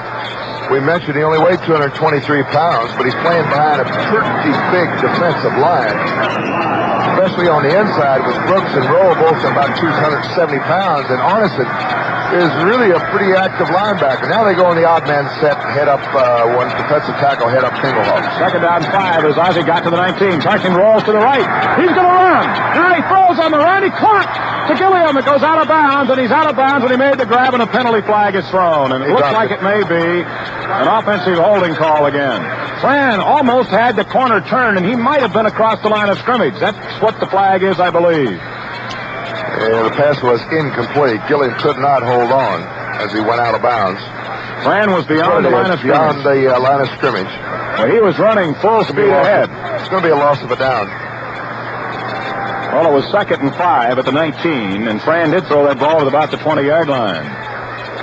Can't imagine why he would throw it at that point when he had about 4 or 5 more yards of daylight in front of him. So it's a 5-yard penalty, loss of down, making it 3rd and 10, and it moves back to the Viking 14-yard line. 2:31 to go in the third period.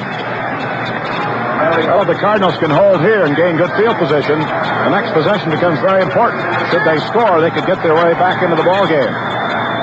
Gilliam wide to the right, Flash wide to the left. Fran drops straight back to pass, has time, swings it out to Ozzie at the 15, he's to the 20, and pulls his way up to the 23-yard line, but he's going to be maybe about a yard shy of the first down. He just lowered his head and hurdled the last 2 or 3 yards trying to get the first down, but he's a yard short. It's 4th and 1, and the Vikes will be forced to punt it away. Joe, Aishaw's got a pretty good wind at his back here. Let's see if he can get his foot into one. Again, keep in mind, Terry Metcalf, the only man back on punt return for the Cardinals. Metcalf has averaged better than 13 yards on 26 punt returns, his longest of 43 yards. He led the league in kickoff returns. With 20 kickoff returns, he averaged better than 31 yards, including a 94-yard kickoff return for a touchdown during the season.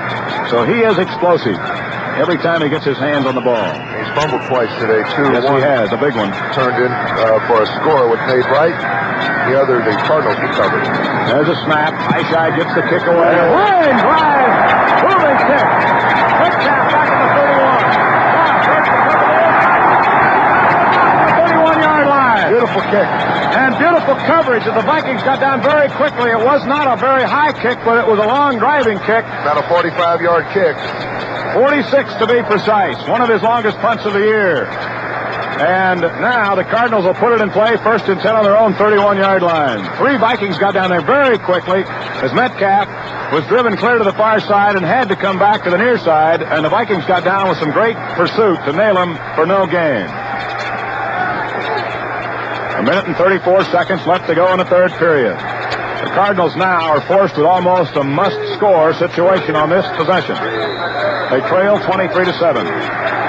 Gray wide to the near side. Split wide to the left is Earl Thomas, who's had a good afternoon. Double wing, slot right. Otis is in the slot this time. Metcalf is the setback. Dropping back is Hart. Looking for Metcalf, and it's knocked down by Jimmy Marshall. Marshall put the heat on. Hart tried to sidearm it and threw it right into him. Number 60, Roger Finney from Florida A&M, a 6-year veteran, playing left tackle, Joe. Our left guard, they had trying to block Marshall. He just really defeated him easily. Hart did not have a chance. We ought to mention the fact that the old-timer on the St. Louis team, Ernie McMillan, the offensive captain, a 14-year veteran from Illinois, is not dressed today. He had a pinched nerve in his neck and is missing this ball game. St. Louis's first playoff game in his long career. What a great guy, too, and a great leader for the St. Louis Cardinals. Kane wide to the left, Gray wide to the near side right, 2nd and 10. Hart back to pass, now swings it out of the backfield. Oh, is he hit by Seaman and Hilgenberg? Oh, baby. That was Jim Otis, and he just got high load and really planted over there. And let me tell you, Marshall put another tremendous rush on and almost knocked that pass down. Well, it's going to be 3rd down still for St. Louis, and 10 yards to go. The ball in the Big Red, 31 and a half. 15 years of professional football. Number 70 from Ohio State. I tell you, at Ohio State, they turned out some football players. Wow. Marshall still has his consecutive game string going also. We've lost track of it. It's up around 210 now. The longest in the NFC. Thomas wide to the left. Wide to the near side is Gray on 3rd and 11. Call it. And Hart drops back to pass again. Big rush. Sutherland grabs it. He gets away. He throws it on one intended for Gray. And it is caught by Gray. He comes back to the 40. Running laterally. And he's finally hit from behind and dropped at the Viking 40-yard line. Sutherland had a real shot at Jim Hart. Coming in from Hart's right side. He got a hold of Hart, but Hart sprung free and found Mel Gray. Threw it up for grabs, really, Joe. Gray just made a real good one-on-one effort for the football and came up with it, 1st down. Well, he was covered by 2 Viking defenders, but he managed to come back for the ball. He caught it as deep as the 35 and came all the way back outside the 40 and was finally nailed at the Viking 40-yard line. A big gain for St. Louis.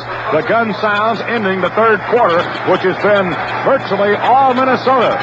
The Vikings score 16 here in the 3rd period, and with 1 quarter to go, they lead the Cardinals 23-7. Play continues in 1 minute on the Minnesota Vikings KSTP Radio Network.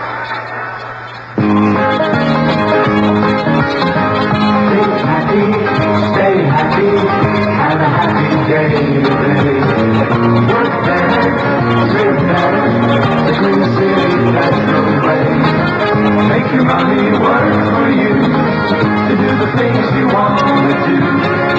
Think happy, stay happy, the Twin Cities, that's the way. Think happy, stay happy, have a happy day. One of the best names in watches is Walton. And right now, Twin City Federal makes it easy for you to own a Walton. With a qualifying deposit, you can take your choice at a remarkably low price. Happy, stay happy, the Twin City Federal way.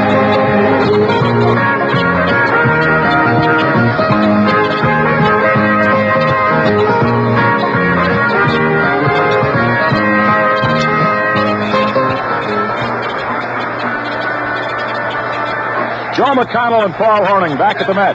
And the attendance here today, despite the inclement weather, 44,626. So we have less than 4,000 no-shows, 3796 to be exact. That says a lot for these fans up here, Joe. And below 30-degree temperature, and Swede Olson can get the ribs ready over at Mama Lou's. I had a bet with him that they'd have over 40,000 today here for the game. So I'm going to get my little free rib dinner after the game. That's a big, I was going to say that's a big rib dinner. He don't know what I'm going to do. I might, just buy dinner for everybody in the house and give him the check. I'll be there. 1 quarter to go. 23-7, the Vikes lead it. The Cardinals have the ball on the Viking 40-yard line, thanks to a long completion to Mel Gray on a play that broke down in the backfield. His Hart eluded Doug Sutherland, who had a grasp on him. So everybody in the stands can go over to Mama Lou's and get a free dinner. Swede gives them any trouble, just tell them to charge it to me. I'll take care of it. Wide to the right now. Wide to the right is Mel Gray. Wide to the near side is J.B. Kane. Here's the call now by Jim Hart. Hart Hart fakes into Otis. Back to pass. Swings it down the right sideline. Knocked away. Incomplete intended for Mel Gray. And a great play by Nate Wright who knocked it away just in time. Had a square out and go call. They rotated away from Mel Gray that time. They did have him a little deep coverage with Jeff Wright helping out. I tell you, not going to be too many times where Mel Gray is not going to have two men on him.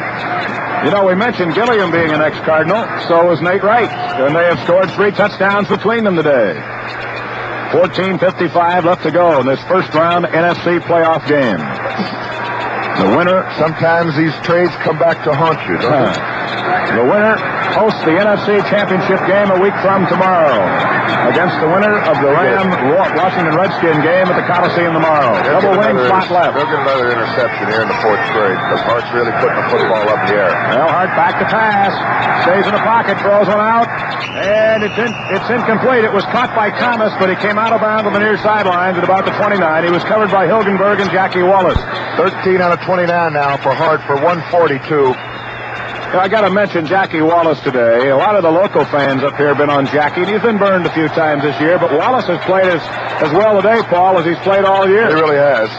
And again, the strangest thing in the St. Louis Cardinal offense, as far as I'm thinking, Joe, is Jackie Smith, their fine tight end, has not caught a pass. Gray has caught 4 for 62, and Thomas 4 for 47. But their fine tight end has not caught a pass. 3rd and 10, and Hart again back to pass. 5-man rush, big chase by Sullivan, swings it out, almost intercepted and dropped by number 81, Carl Eller. Oh, the rush was on, and Hart threw it up for grabs, but it's 4th down and 10. Try that again. As Eller says, I'll take another shot at it. He threw it right at Eller, a little high, went right through his hands.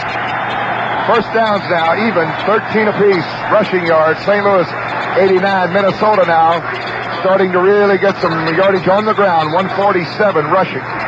Total yards 266 for Minnesota, 226 for St. Louis. Number of plays, St. Louis 51, Minnesota 48. Robertson to punt for the Cardinals. The Vikings again drop 2 men deep at the corners and Wallace in the middle. There's a snap. Roberts will try to feather it. He kicks it straight up in the air. A high-hanging punt, not too deep. It should be covered. Oh, it bounces into the end zone.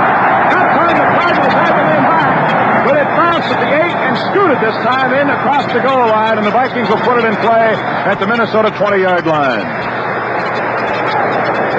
14:34 left to go here in the final period.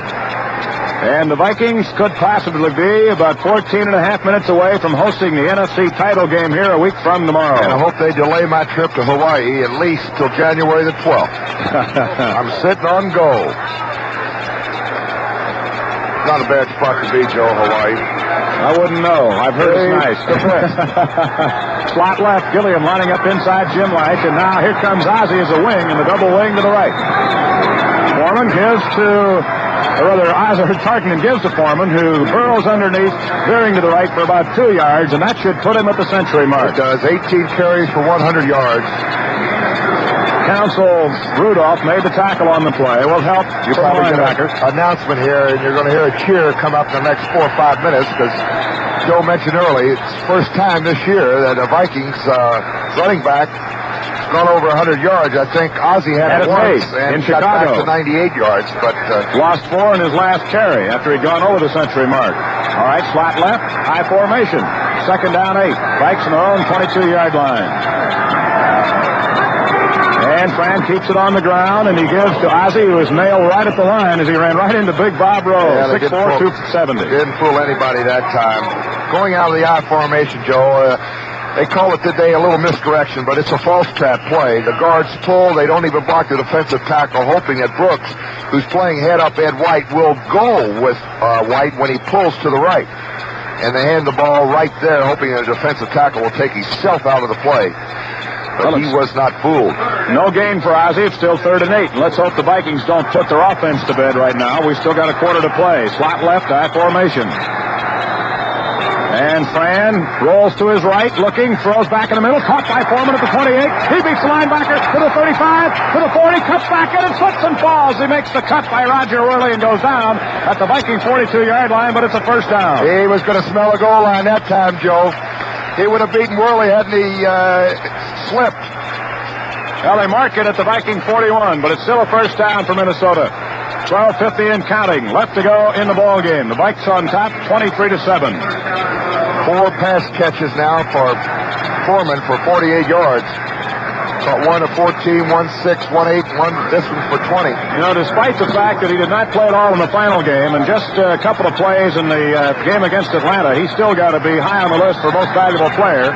He scored 15 touchdowns to lead all of the NFL this year. High formation, slot left, and the give goes to the first man, Ozzie, and he gets the yard the hard way. Maybe 2 to about the 43. It's second down 8. Counsel Rudolph again there to bring him down. I tell you who's going to make it in the AFC. It'd be Kenny Stabler. Already been voted the AFC Player of the Year. That's what I said. I knew he was going to get it. Less than 12 minutes remaining. And the Vikes break the huddle. Jim Lash splits wide to the left, and Gilliam, who has caught 2 big touchdown passes, wide to the near side right. He'll be operating against his old buddy Norm Thompson. Here's the call now by Tarkington. Here's backfield to give to Ozzie, who slants off the left side and gets across the 45 up to about the 47-yard line. Pete Barnes got an ankle. They'll bring him down. Clock continuing to really play an important factor now. It's clicking down. 11:28 to go.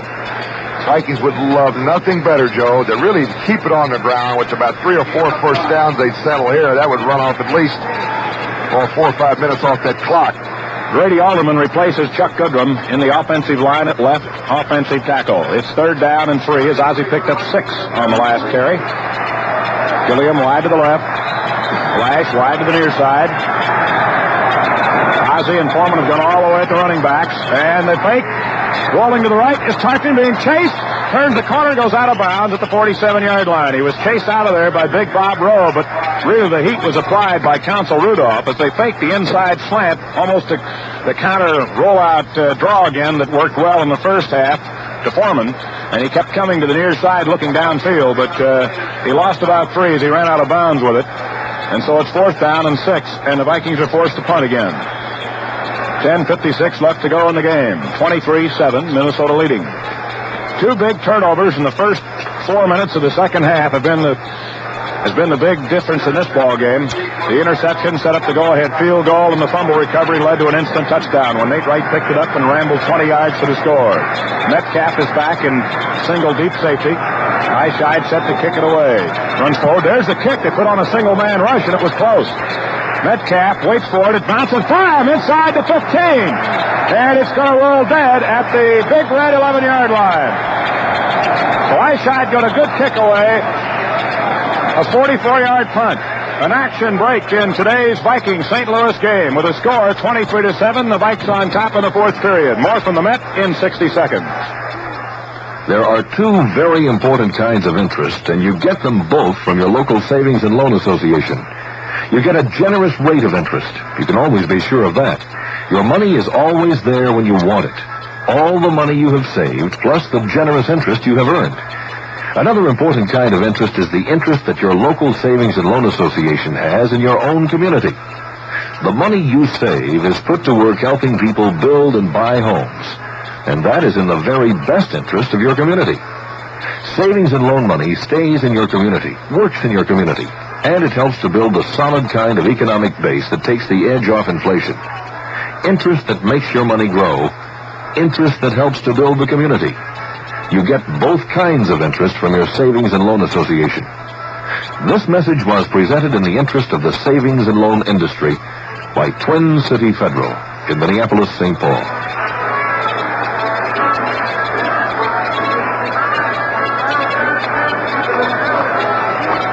Joe McConnell, along with Paul Horning, back at the Met, where more than 44,600 fans have turned out under gray overcast skies and snow flurries today. Temperatures around 20 degrees. To watch this playoff game with the Cardinals. First down, St. Louis. Joe, we're just about good. Cardinals on their own 11-yard line. Gray wide to the far side. Split wide to the near side is Earl Thomas. Jim Hart has been under heavy pressure in the second half. Drops back to pass. Swings it out. Caught by Thomas on a quick turnout. He gets away from Hilgenberg. Runs into Jackie Wallace. And Wallace stops him at the 19. And Thomas and Wallace want to go at it a little bit. Looked like Jackie tried to steal the ball away. The whistle had already sounded. So the ball will be marked at the 19, a gain of 11 on a quick turnout to the big wide receiver, Earl Thomas. It's second down and about a yard. They gave him 9 on the play. Thomas goes out, and J.V. Kane hustles in with a play from Don Coryell. We just briefly mentioned Coryell's great job at St. Louis, Paul, but certainly not to slight him in the least. He probably ought to be coach of the year. Probably will be. He has really done a great job of turning around a losing franchise without too many trades. And this is his second year, and they made the playoffs. Back to pass, Hart on 2nd and 1. Looks long. Pass time. Over the middle. Here, almost intercepted, knocked away by Jackie Wallace, who went up and over Mel Gray, who's only 5'9". Jackie at about 6'3". Almost picked that one off in St. Louis territory. 3rd down and 1. He'll get one before the day's over with. One overthrown pass against the Viking. Now, of course, they're playing pass, Joe. He had it down the waist there, figuring 3rd down, about 1 yard to go for the first down. He'll come back with it. Try to pick it up now. 3rd and 1. Clock stopped with 9:48 to go. Kane stays in there. He's wide to the near side. They have 2 tight ends in now.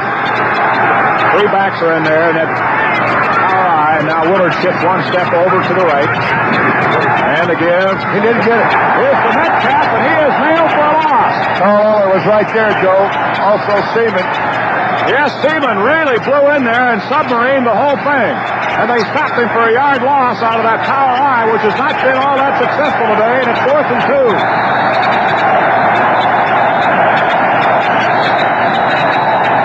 Next week, the Vikings will probably play right here, and this will be the first game in the playoffs, Joe. Be another noon game. Another Saturday night to left guard. I can't handle it. You'll find a way. McCullum and Nate Ryder, the 2 deep men. Wallace is tucked up between them at about the 45 in Viking territory as Hal Roberts is set to punt it away again now for St. Louis. There's a snap. He gets it away. High kick. Fair catch. Nope. Wallace drops back, takes it at the 40, and goes down at the 43-yard line. Down quickly was Gary Hammond to make the tackle for St. Louis, along with Pearl Scales, would you believe? Unusual name. A rookie from North Texas State, the cornerback. So the Vikes take over. 1st and 10 on their own 43-yard line. A 3-yard return by Jackie Wallace on a 39-yard kick. 8:47 left to go in the game. Jim Lash goes wide to the left. Boy, I would love to see him get a touchdown pass. If anyone has earned it, he has. Gilliam in the slot to the left. Parkington gives now to Foreman on the sweep to the right side, and he bangs across the 45 to about the 46-yard line. Big pile-up as they roll over near the near sidelines. Counsel Rudolph and Mark Arneson in there, along with Jim Talbert, the strong side safety. 2nd down, 7, a gain of 3 as Foreman has gone over the 100-yard mark. First Viking running back this year. And, of course, the playoffs are all important now. This is the first game of the new season. They just announced it to the crowd. They were 1 play late. Foreman gets a fine hand from the near-capacity crowd here at the Met. Wide to the near side is Gilly. Split wide to the left is Lash. 2nd down, 7. Ball at the 46, and they give the Foreman. Slide to the outside. Almost broke away, but he's hauled down by a shoestring tackle at the 49. Arneson again. Yes, Mark Arneson has been all over the field for St. Louis today. The game continues at the beginning of side 4.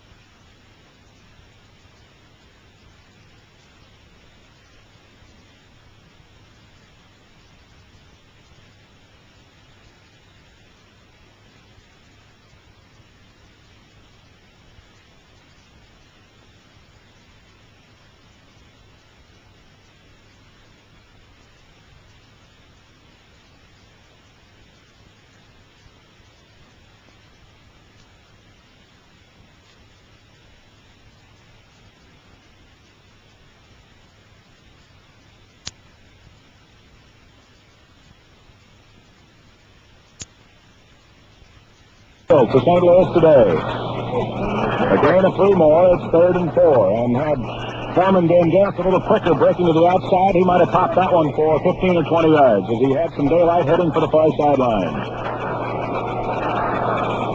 3rd and 4. The Vikes near the midfield stripe at about their own 48.5. Let's see who come out to the A-B circle here. Flash again puts wide to the far side. Gilly again wide to the near side. John Gilliam. Ryan might keep it on the ground here. Nope, he's going to bootleg to the right, looking downfield, swings it out. Caught for the tight scoreboard inside the 40 to the 35. Schubert for the second grab as they just set him down on a little pattern to the right side. And Tartston rolling to the right, hit him beautifully. Making the tackle on the play was Clarence Duran, who has had his hands full at free safety this afternoon, along with Jim Talbot. First down for the Vikes on the Big Red 35. You know, this has been an unusual series, Paul, and 5 regular season meetings between these two ball clubs. The Cardinals on a 3-2 edge, and the home team has never won. But this is the 3rd meeting this year. Won a preseason encounter down at St. Louis, and then, of course, that Monday night game in the 9th week of the season in St. Louis. The Vikings won the 2 previous tries. Slot left, first down. Minnesota on the Big Red 36. Graham gives to Ozzie. Looking to the left side. Tries to turn the corner. He's hit. And pushed back. Norm Thompson, the cornerback, made the tackle on the play. And Ozzie got about 2 yards to the 34. It'll be 2nd down and 8. The clock continues to wind down. 6 minutes and 10 seconds to go in the game. 32 rushes from scrimmage now for the Vikings ground offense. Ozzie's got 37 yards on 12 carries. He's also got 28 yards on 3 catches. Foreman was the leading rusher in the NFC, despite the fact he missed most of the last 2 ball games, and he was 6th in overall pass receptions and set a team record with 53 this year. Gilliam wide to the near side. Skip wide to the left is Jim Rice. 2nd down, we'll call it a short 9. Back to pass, Brand. Pumps, now swings around to the backfield of Ozzie. He's at the 35, beats the 1-9-30. Out of bounds at the 25-yard line. Pulled out by Larry Starling, and he ran right by Norm Thompson. Beautiful. Ran right by Thompson. Pass should have been good for about maybe 2 yards, but he beat Norm Thompson on the right sidelines and got the first down. Big play by Dave Ozzie. The ball at the St. Louis 25-yard line. 5:36 to go in the game. First down, the Vikings on the move again. Well, the Cardinals got this far. Playoffs. Again, I think just that edge and experience. The Vikings have been here. Well, the one mistake led to a couple more, and that was the ball game. By formation, slot to the near side right. Parkinson gives to Ozzie, first man through. Takes across the 20 to the 15 and down to the 13-yard line. And again, it was Clarence Graham that saved the touchdown. With a 12-yard pickup on a quick opener right up the middle by Dave Osborne. 10 years out of the University of North Dakota. First down. Vikings on the St. Louis 13.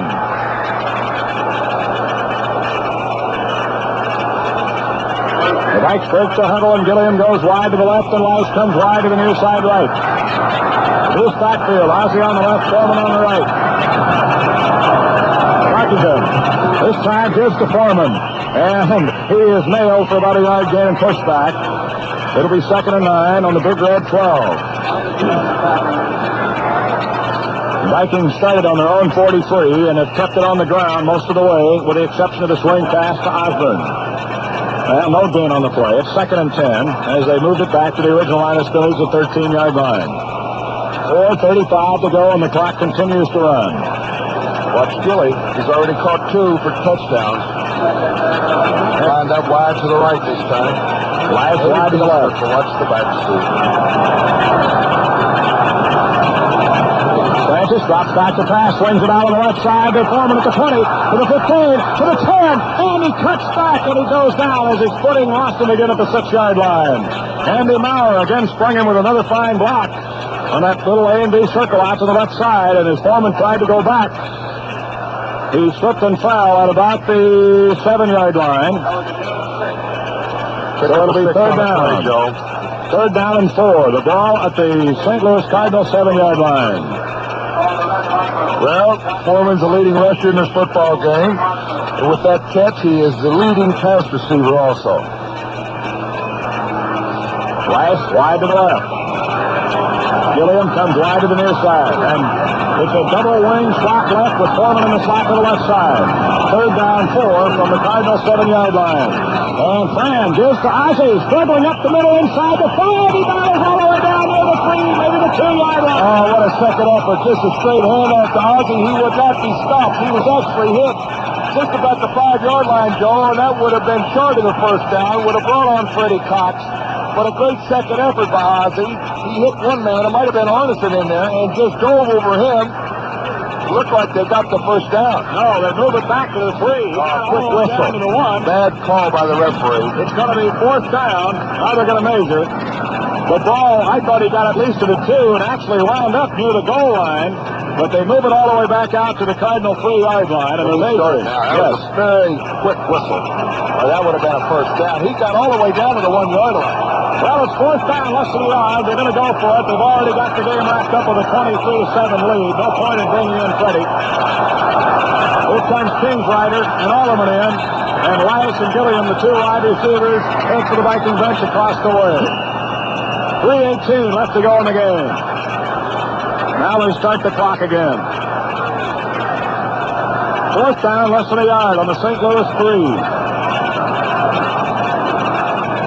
There they break the huddle. Kingsrider will line up as a wing on the right side. Ozzie and Foreman the running backs. Here's the call on 4th and less than a yard to give the Foreman is in for the touchdown as he leaps over the line and goes into the left side. Chuck Foreman, 3 yards for his first touchdown in the playoffs. Beautiful blocking off the left side. Fran had a reverse spin out, handed back to Foreman, going right up the middle, and he kind of slid off his left guard and left tackle, Goodman and Sunday. Andy Morrow is also there. 57 yards in 9 plays for the score. And the Vikings are going to represent the NFC in the championship game next Sunday. The NFC Central Division, at least. Cox will attempt the PAT with 2:51 remaining. Kraus wait for the snap. The ball is down. The kick is through, and it's 30-7. The Vikings have turned it around here in the second half. After being lucky to escape with a 7-7 tie at halftime, 2 big turnovers really took the Cardinals out of contention, and the Vikings lead it now 30-7 with 2:51 remaining. More from the net in 60 seconds. One of the really good inflation fighters is a savings account. The more you save, the less you spend. That's good for fighting inflation, and it's good for you. And when you save at a savings and loan association, your money is used primarily to help people build and buy homes. That's where money is really needed today. And that's where money really works hard to build a solid economy. So don't give up on inflation. Fight back. Save a little more than you think you can. That money will grow. It's guaranteed to grow. And that helps you stay ahead of inflation. But most important, you are putting that money safely to work where it is needed the most in our country, helping people to build and buy homes. So fight back at inflation. Save money. The money you save at a savings and loan association works hard for you and your country, too.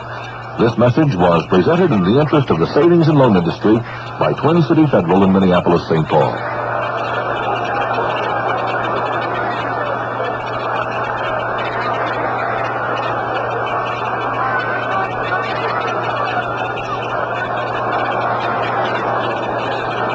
Joe McConnell and Paul Horning back at a jubilant Metropolitan Stadium here in Bloomington, where the Vikings have routed the St. Louis Cardinals in the second half of this first-round playoff game.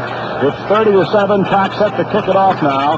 Metcalf is back with Moss and Hammond, the receivers on the wings, and he just squids one down the middle, and it's fielded again by Hartle, the linebacker, and this time he's going to shoot, but he bounces off of one man as he lowered his head, bounced away, and got back to the 35, making the 36-yard line, and again, it was the rookie, the number 1 draft choice from UCLA, linebacker Fred McNeil, that finally bulldogged him down. He got McNeil's being helped off. He hit right into him. Head-on collision. Helmet to helmet. Hold your head up. 2:42 to go in the game, and the Cardinals have it on their own 36-yard line, and they've got to be a downcast bunch, but of course, nobody nobody really in the NFL thought that St. Louis would be a playoff contender, let alone make it to the playoffs, and they've had a successful year no matter what happened today. Well, it looked like the Cardinals were ready to roll and make a real competitive game out of this. They scored first, and then 30 unanswered points. It just paved the way for a Viking easy victory in the second half. On a draw, it goes to Otis, looking for running room outside, but he's grabbed by Hilgenberg, and then Marshall came over the top to help make sure, and he goes down at the 35-yard line, and he actually lost about a yard. Yeah, they give him a yard up to the 36 at second down 9. Cardinals lining up without a huddle. Hart back to pass on 2nd and 9. Lines up, throws one out, caught by Gary Hammond, who's into the ball game, and he's nailed immediately over on the far sidelines at the 46-yard line in Big Red territory. It should be enough for the first down as Jeff Wright knocked him out of bounds. Hammond caught only 2 passes during the year, playing behind Mel Gray, but as we mentioned, he did come in one ball game and throw an 81-yard touchdown pass on an option play to the tight end Jackie Smith, and that was the longest scoring play from the line of scrimmage in the NFC this year. Bob Lurchman's in there, bench warmer Bob playing up front. He made one big quarterback sack in the first half of this ball game. Jimmy Marshall goes out. Lurchman has replaced him. First down, St. Louis on their own 46. Hart back to pass, almost stumbled, being rushed by Page, steps out of the pocket, throws, incomplete, intended for Earl Thomas, who was already down on both knees, and the ball bounced in front of him, incomplete. It'll be 2nd and 10, and the clock stops with 2:07 to go. Well, it'll be either the Washington Redskins, the wild card team, or the Los Angeles Rams, the Western Division champions of the NFC, in here next week at the Met for the NFC title game. And I got a hunch that Washington's going to win it tomorrow, not next week. The Skins have defeated the Rams 2 weeks ago at the Coliseum. The Rams have what is pretty much a suspect secondary, and of course the Skins have the best passing attack in the NFC with Kilmer and Jurgensen. Kilmer will get to start tomorrow, and it also appears that Larry Brown will not start, but Dwayne Thomas will at one of the running backs. He had a great game last week. Back to pass is Hart on 2nd and 10. Swings it out of the backfield to Metcalf, who juggles and drops it at the 42-yard line. Metcalf very upset with himself. Alan Page just kind of wraps both arms around him and pats him on the back. Incomplete, 3rd down and 10 with 2:02 remaining. So I have Minnesota's #1 fan here, Senator Hubert Humphrey, and I guess you're enjoying this ball game quite a bit today. I surely am. After a morning of frustration, I was in Washington this morning, and the man that was picked me up overslept. So I missed that Northwest Airlines flight out of there at 7:40, and I had to get United at 11:55. Senator, don't feel bad. I missed the first quarter of last year's first playoff game of the same thing. But when I got here, it was 7-7. And I brought along good luck. 23 unanswered points. Yeah. Congratulations. Beautiful. I wish I could do as well myself. Hart back to pass. He throws down the middle, incomplete, as he overthrew his intended receiver, Mel Gray, and 2 penalty flags are thrown, and it may be an interference call. Jeff Wright, I think, was detected holding the intended pass receiver, Mel Gray, and that will give the Cardinals a first down in St. Louis territory. Now, the 2-minute warning is being sounded to the benches. We'll be back in 1 minute on the Vikings KSTC Radio Network.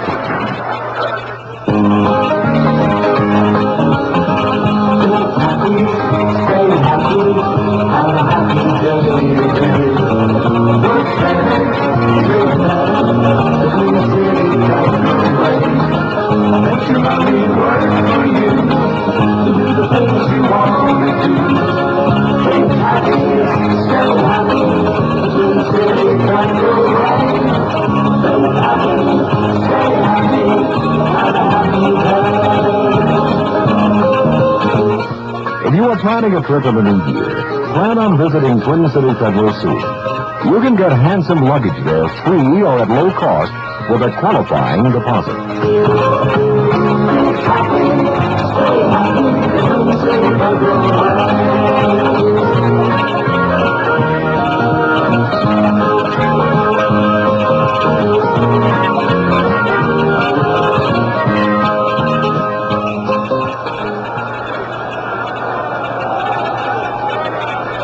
Joe McConnell and Paul Horning back at the Met with 1:58 to go in that first-round playoff game. The Vikings have it locked up 30-7. I want to ask the good senator standing to my left right here, are you going to be here next week for the big one?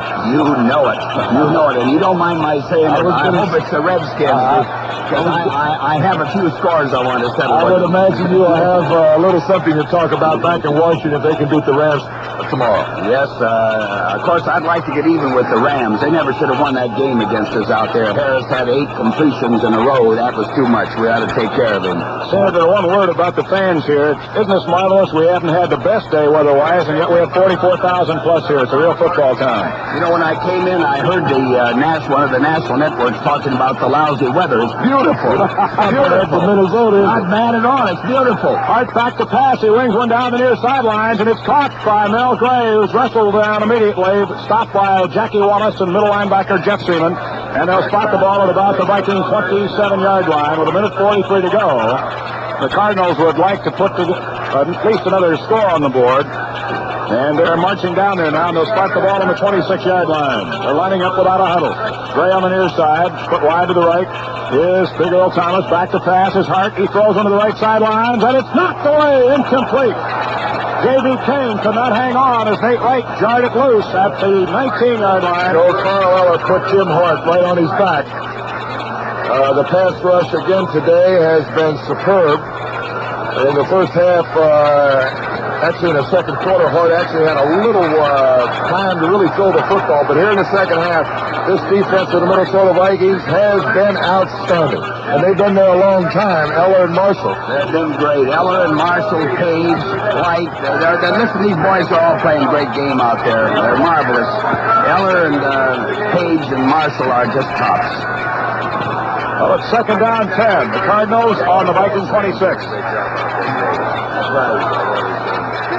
Hart drops back to pass, sets up quickly, shoots one out the left side. A great diving catch by Earl Thomas, who slipped and fell and still hauled it in. He stayed in bounds inside the 20 at about the 18-yard line. He just reached up with the left hand and hooked it in and hugged it. Jeff Wright touched him down with 1:15 to go. The Cardinals call their first timeout. They have 2 remaining. Thank you, Senator. Senator Hubert Humphrey, who stopped in to chat a little bit with us late in the ball game. Well, we have 1:15 to go, and we'd like to take time out to thank our crew again for the wonderful job they've done not only today but all year for the KSTP Minnesota Viking Football Network. Don Dahl, our engineer here at the Met. Our statisticians, Jerry Stile and Jack Blazy. Our studio producers, Rod Person, Dan Pittman, Leroy Myrie, and Larry Carolla. Our producer-director, I don't know. Rod sits there and listens to the game and picks out a few plays for us to go on the post-game show. Our producer-director, Rod Krongard, and our executive producer and general manager, Jack Nugent. Well, the Cardinals will have it 3rd down and 2 at the Viking 18-yard line with 1:15 to go when play is resumed. The Vikes have a berth in the NFC Championship game locked up, and they'll host it right here at the Met a week from tomorrow, noon, actually at 12:05 kickoff time, against either the Rams or the Washington Redskins. 30-7 the score here with 1:15 to go. And what a second half this has been for the Vikings. Well, the Vikings went with their 14-man defensive huddle, and Lurchma, Poto, and Brown hurry off. Wide to the near side is Earl Thomas, but wide to the right is Mel Gray. Hart back to pass, swings it out quickly to Thomas. He can't hang on. Jackie Wallace tried for it on the deflection, but it's incomplete. It'll be 4th down and 2. 1:11 to go. 4th down and 2. St. Louis on the Viking 18-yard line. J.B. Kane comes back in, replacing Earl Thomas, who has had 2 or 3 go through his hands today, but he did make a fine grab laying on the turf a moment ago. Thomas, in a show of disgust, takes off his helmet before he gets to the sidelines and just throws it beyond his Cardinal teammates who are lined up on the far sidelines. Kane wide to the near side, split wide to the right is Mel Gray. And on 4th and 2, Hart back to pass, swings it out. It's caught by Jackie Smith, the tight end, and he's wrestled out of bounds at the 12-yard line. There is the first reception of the day for the tight end Jackie Smith. Jeff Wright chased him out of bounds over on the far sidelines. He stops the clock and gives St. Louis possession on the 1st down at the 11-yard line. And Gary Hammond comes in. And now Earl Thomas puts that headgear back on, and he also comes back in to replace J.B. Kane. Hammond is in, replacing Mel Gray. Hammond wide to the left. Thomas wide to the right. 1:05 left to go in the ball game. And the fans here, even though the Vikings are up 30-7, would like them to keep St. Louis shut out the rest of the way. Hand off on a draw to Metcalf, and he goes for the touchdown right up the middle. He broke a tackle at the 3-yard line. Paul Krause had a shot at him, couldn't hold, and Metcalf races right into the end zone with an 11-yard carry for the touchdown. A delayed draw, Joe. 11-yard touchdown run. Terry Metcalf. Well, 13 points. The Vikings defense, of course, got a lot of pride. We're trying to stop Minnesota from putting another touchdown on the board. I mean, stop St. Louis. But it's too far gone to realize now.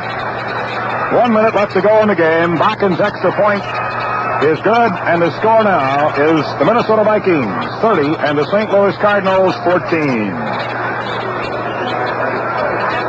Cardinals went 64 yards in 10 plays for the consolation touchdown. Well, Paul, in summarizing this ball game, you have to go back really to the next to last play in the first half when Bakken missed a very short field goal attempt at 23 yards, which would have given the Cardinals a 3-point lead at halftime. And then coming out in the second half, the two big turnovers just turned this ball game completely inside out for St. Louis. Absolutely. Now we'll probably have an onside kick here by St. Louis. Vikings, of course, have got the kick return team of the guys with the good hands. To the left of the kicker, Billy Brown, Kingsrider, Fred McNeil, Terry Brown, Amos Martin, are all up front. McCullum is the only man deep for the Vikes. Sergio Albert. Ozzy's in there also. Moves forward, and he squibs it, and it's not going to go to 10 yards.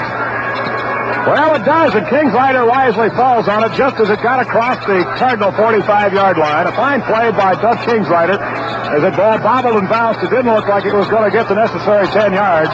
And just as it crossed the 45, Doug Kingsrider fell on it. So the Vikings have it at the St. Louis 45 with 59 seconds to go in the game. 30-14 the score. The Vikings have it locked up. Tarkington has gone all the way at quarterback. We'll see what now they have in their running backs. They may have the same tandem in there. Osborne and Foreman have gone all the way, and Chuck Foreman cracked the century mark today. First time a Viking running back has done that all year. Foreman has gained 110 yards and 22 carries and scored the Vikings' last touchdown.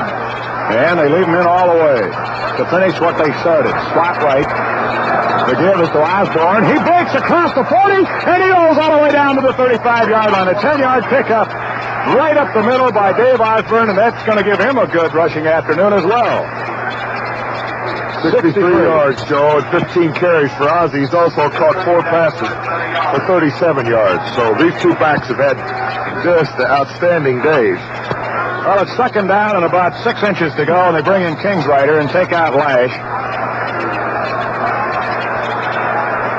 Gilliam wide to the near side.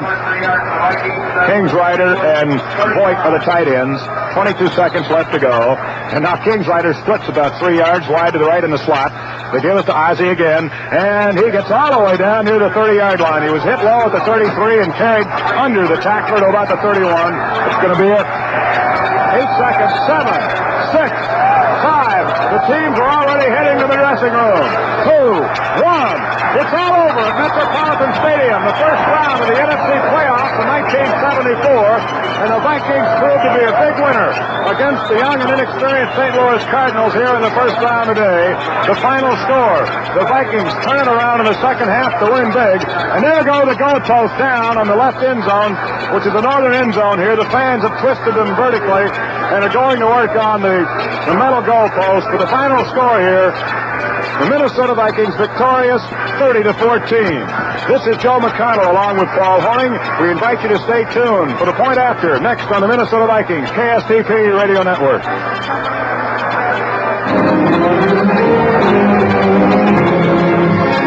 This Minnesota Viking broadcast was brought to you by the people who bring you Frank's Happy Service. Twin City Federal, where the famous twin clocks flash the time and temperature. Next Sunday at the Met, December 29th, our Vikings will compete for the National Football Conference Championship. Kickoff on KSTP Radio will be at 12 noon. The Minnesota Vikings football team, their staff and management, would like to wish you and your family a very Merry Christmas and the best of the holidays coming up.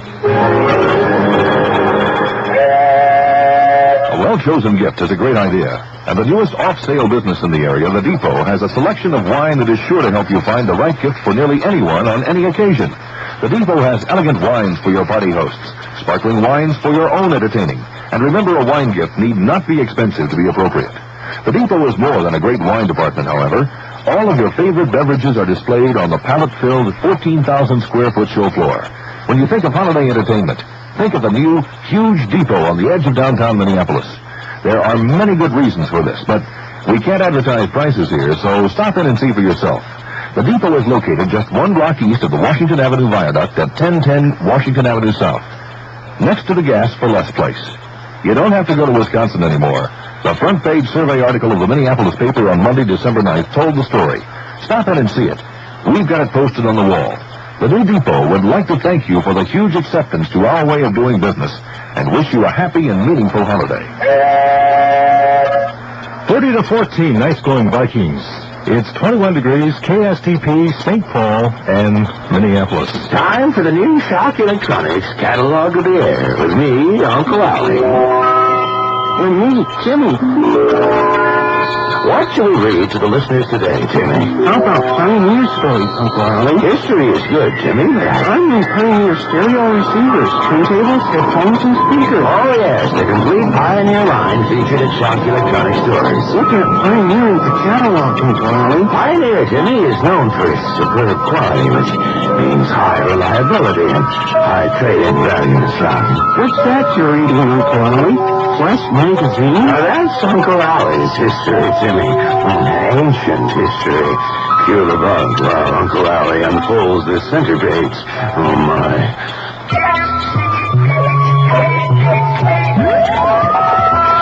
This Saturday at Shock's Northtown store, watch the price of a $600 stereo drop $25 each half hour. Beat the Shock clock and win the stereo deal of a lifetime.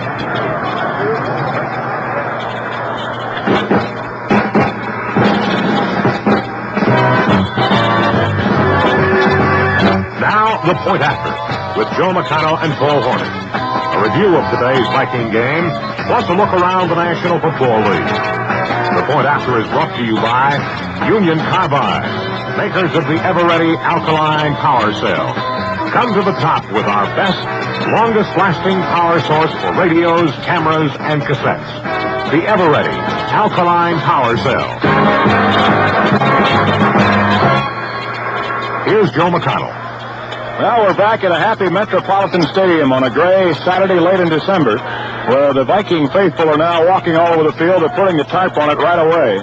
But they're celebrating their 30-14 victory over the St. Louis Cardinals, which moves the Vikings into the NFC title game for the second consecutive year.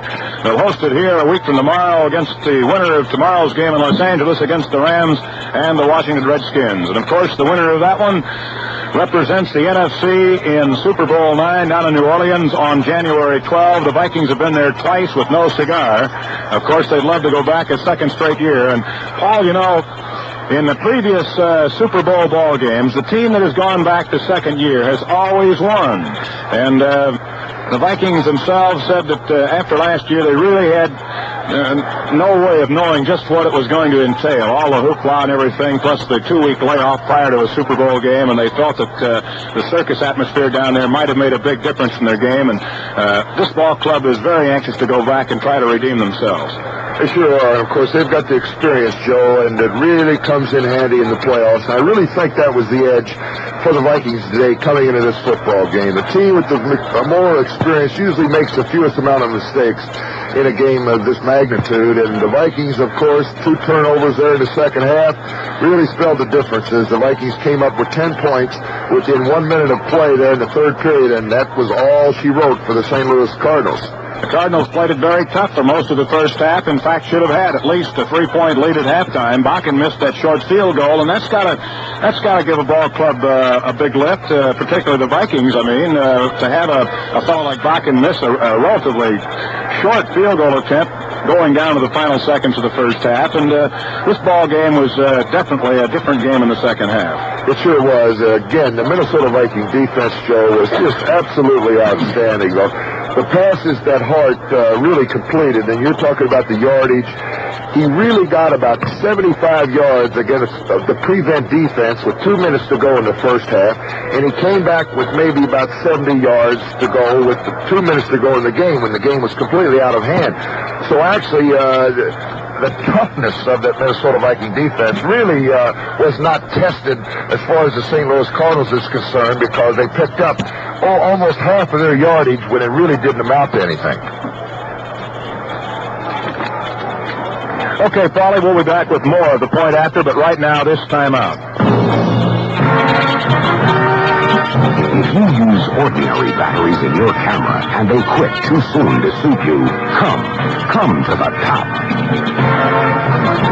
If you use your radio almost all the time, but you don't want to be buying batteries all the time, come to the top of the Ever-Ready line. Come to the Ever-Ready Alkaline Power Cell, our best, longest-lasting power source. No ordinary battery ever made works so hard, so long. Repeat, no ordinary battery ever made works so hard, so long as the Ever-Ready Alkaline Power Cell.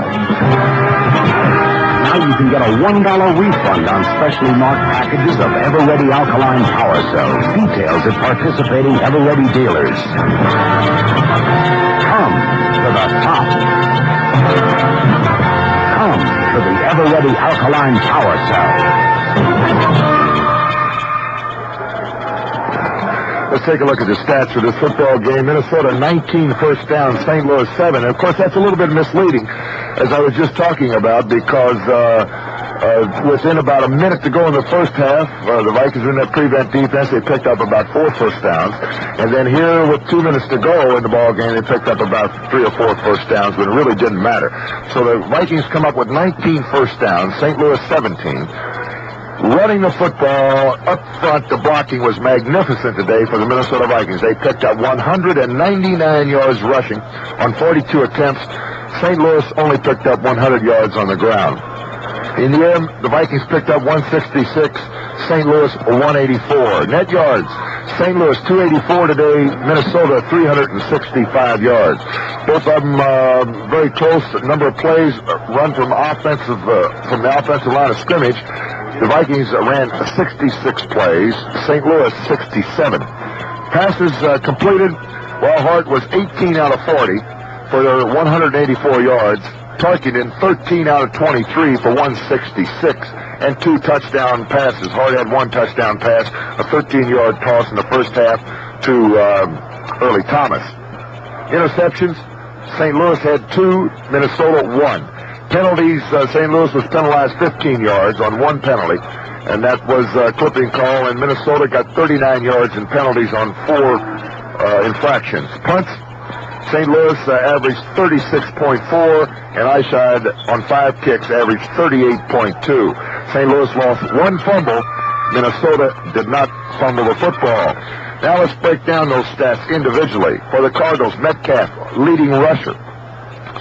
He got 58 yards on 15 attempts, and his longest run was 13 yards. He got 11-yard touchdown run right at the end of the ball game. Otis, the fullback, 32 yards on 8 carries. His longest run was 12 yards. Willard carried the ball once for no gain. Hart, 18 out of 40, as I said, for 185 and 1 interception. Thomas caught 7 for 76, 1 touchdown.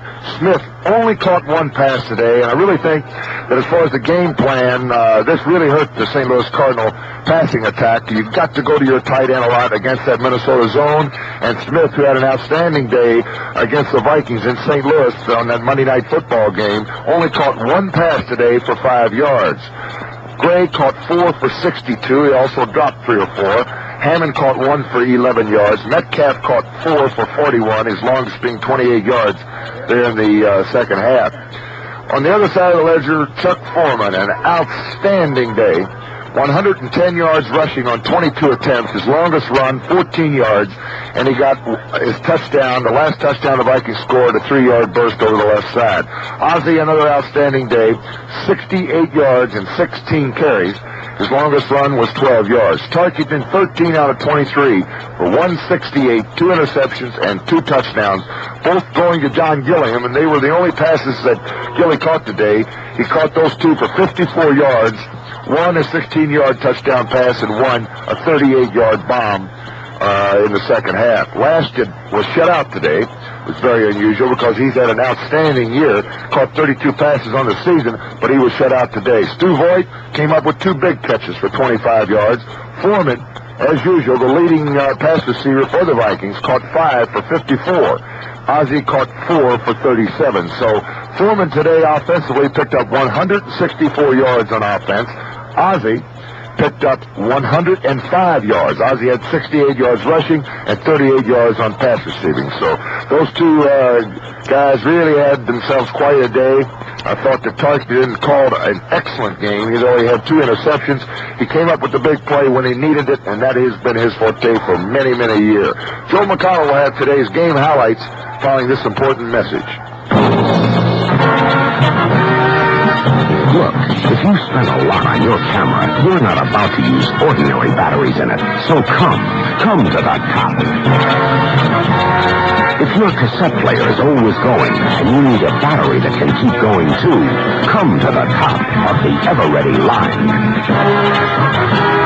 Come to the Ever-Ready Alkaline Power Cell, our best, longest-lasting power source. No ordinary battery ever made works so hard, so long. Repeat, no ordinary battery ever made works so hard, so long as the Ever-Ready Alkaline Power Cell. Now you can get a $1 refund on specially marked packages of Ever-Ready Alkaline Power Cells. Details at participating Ever-Ready dealers.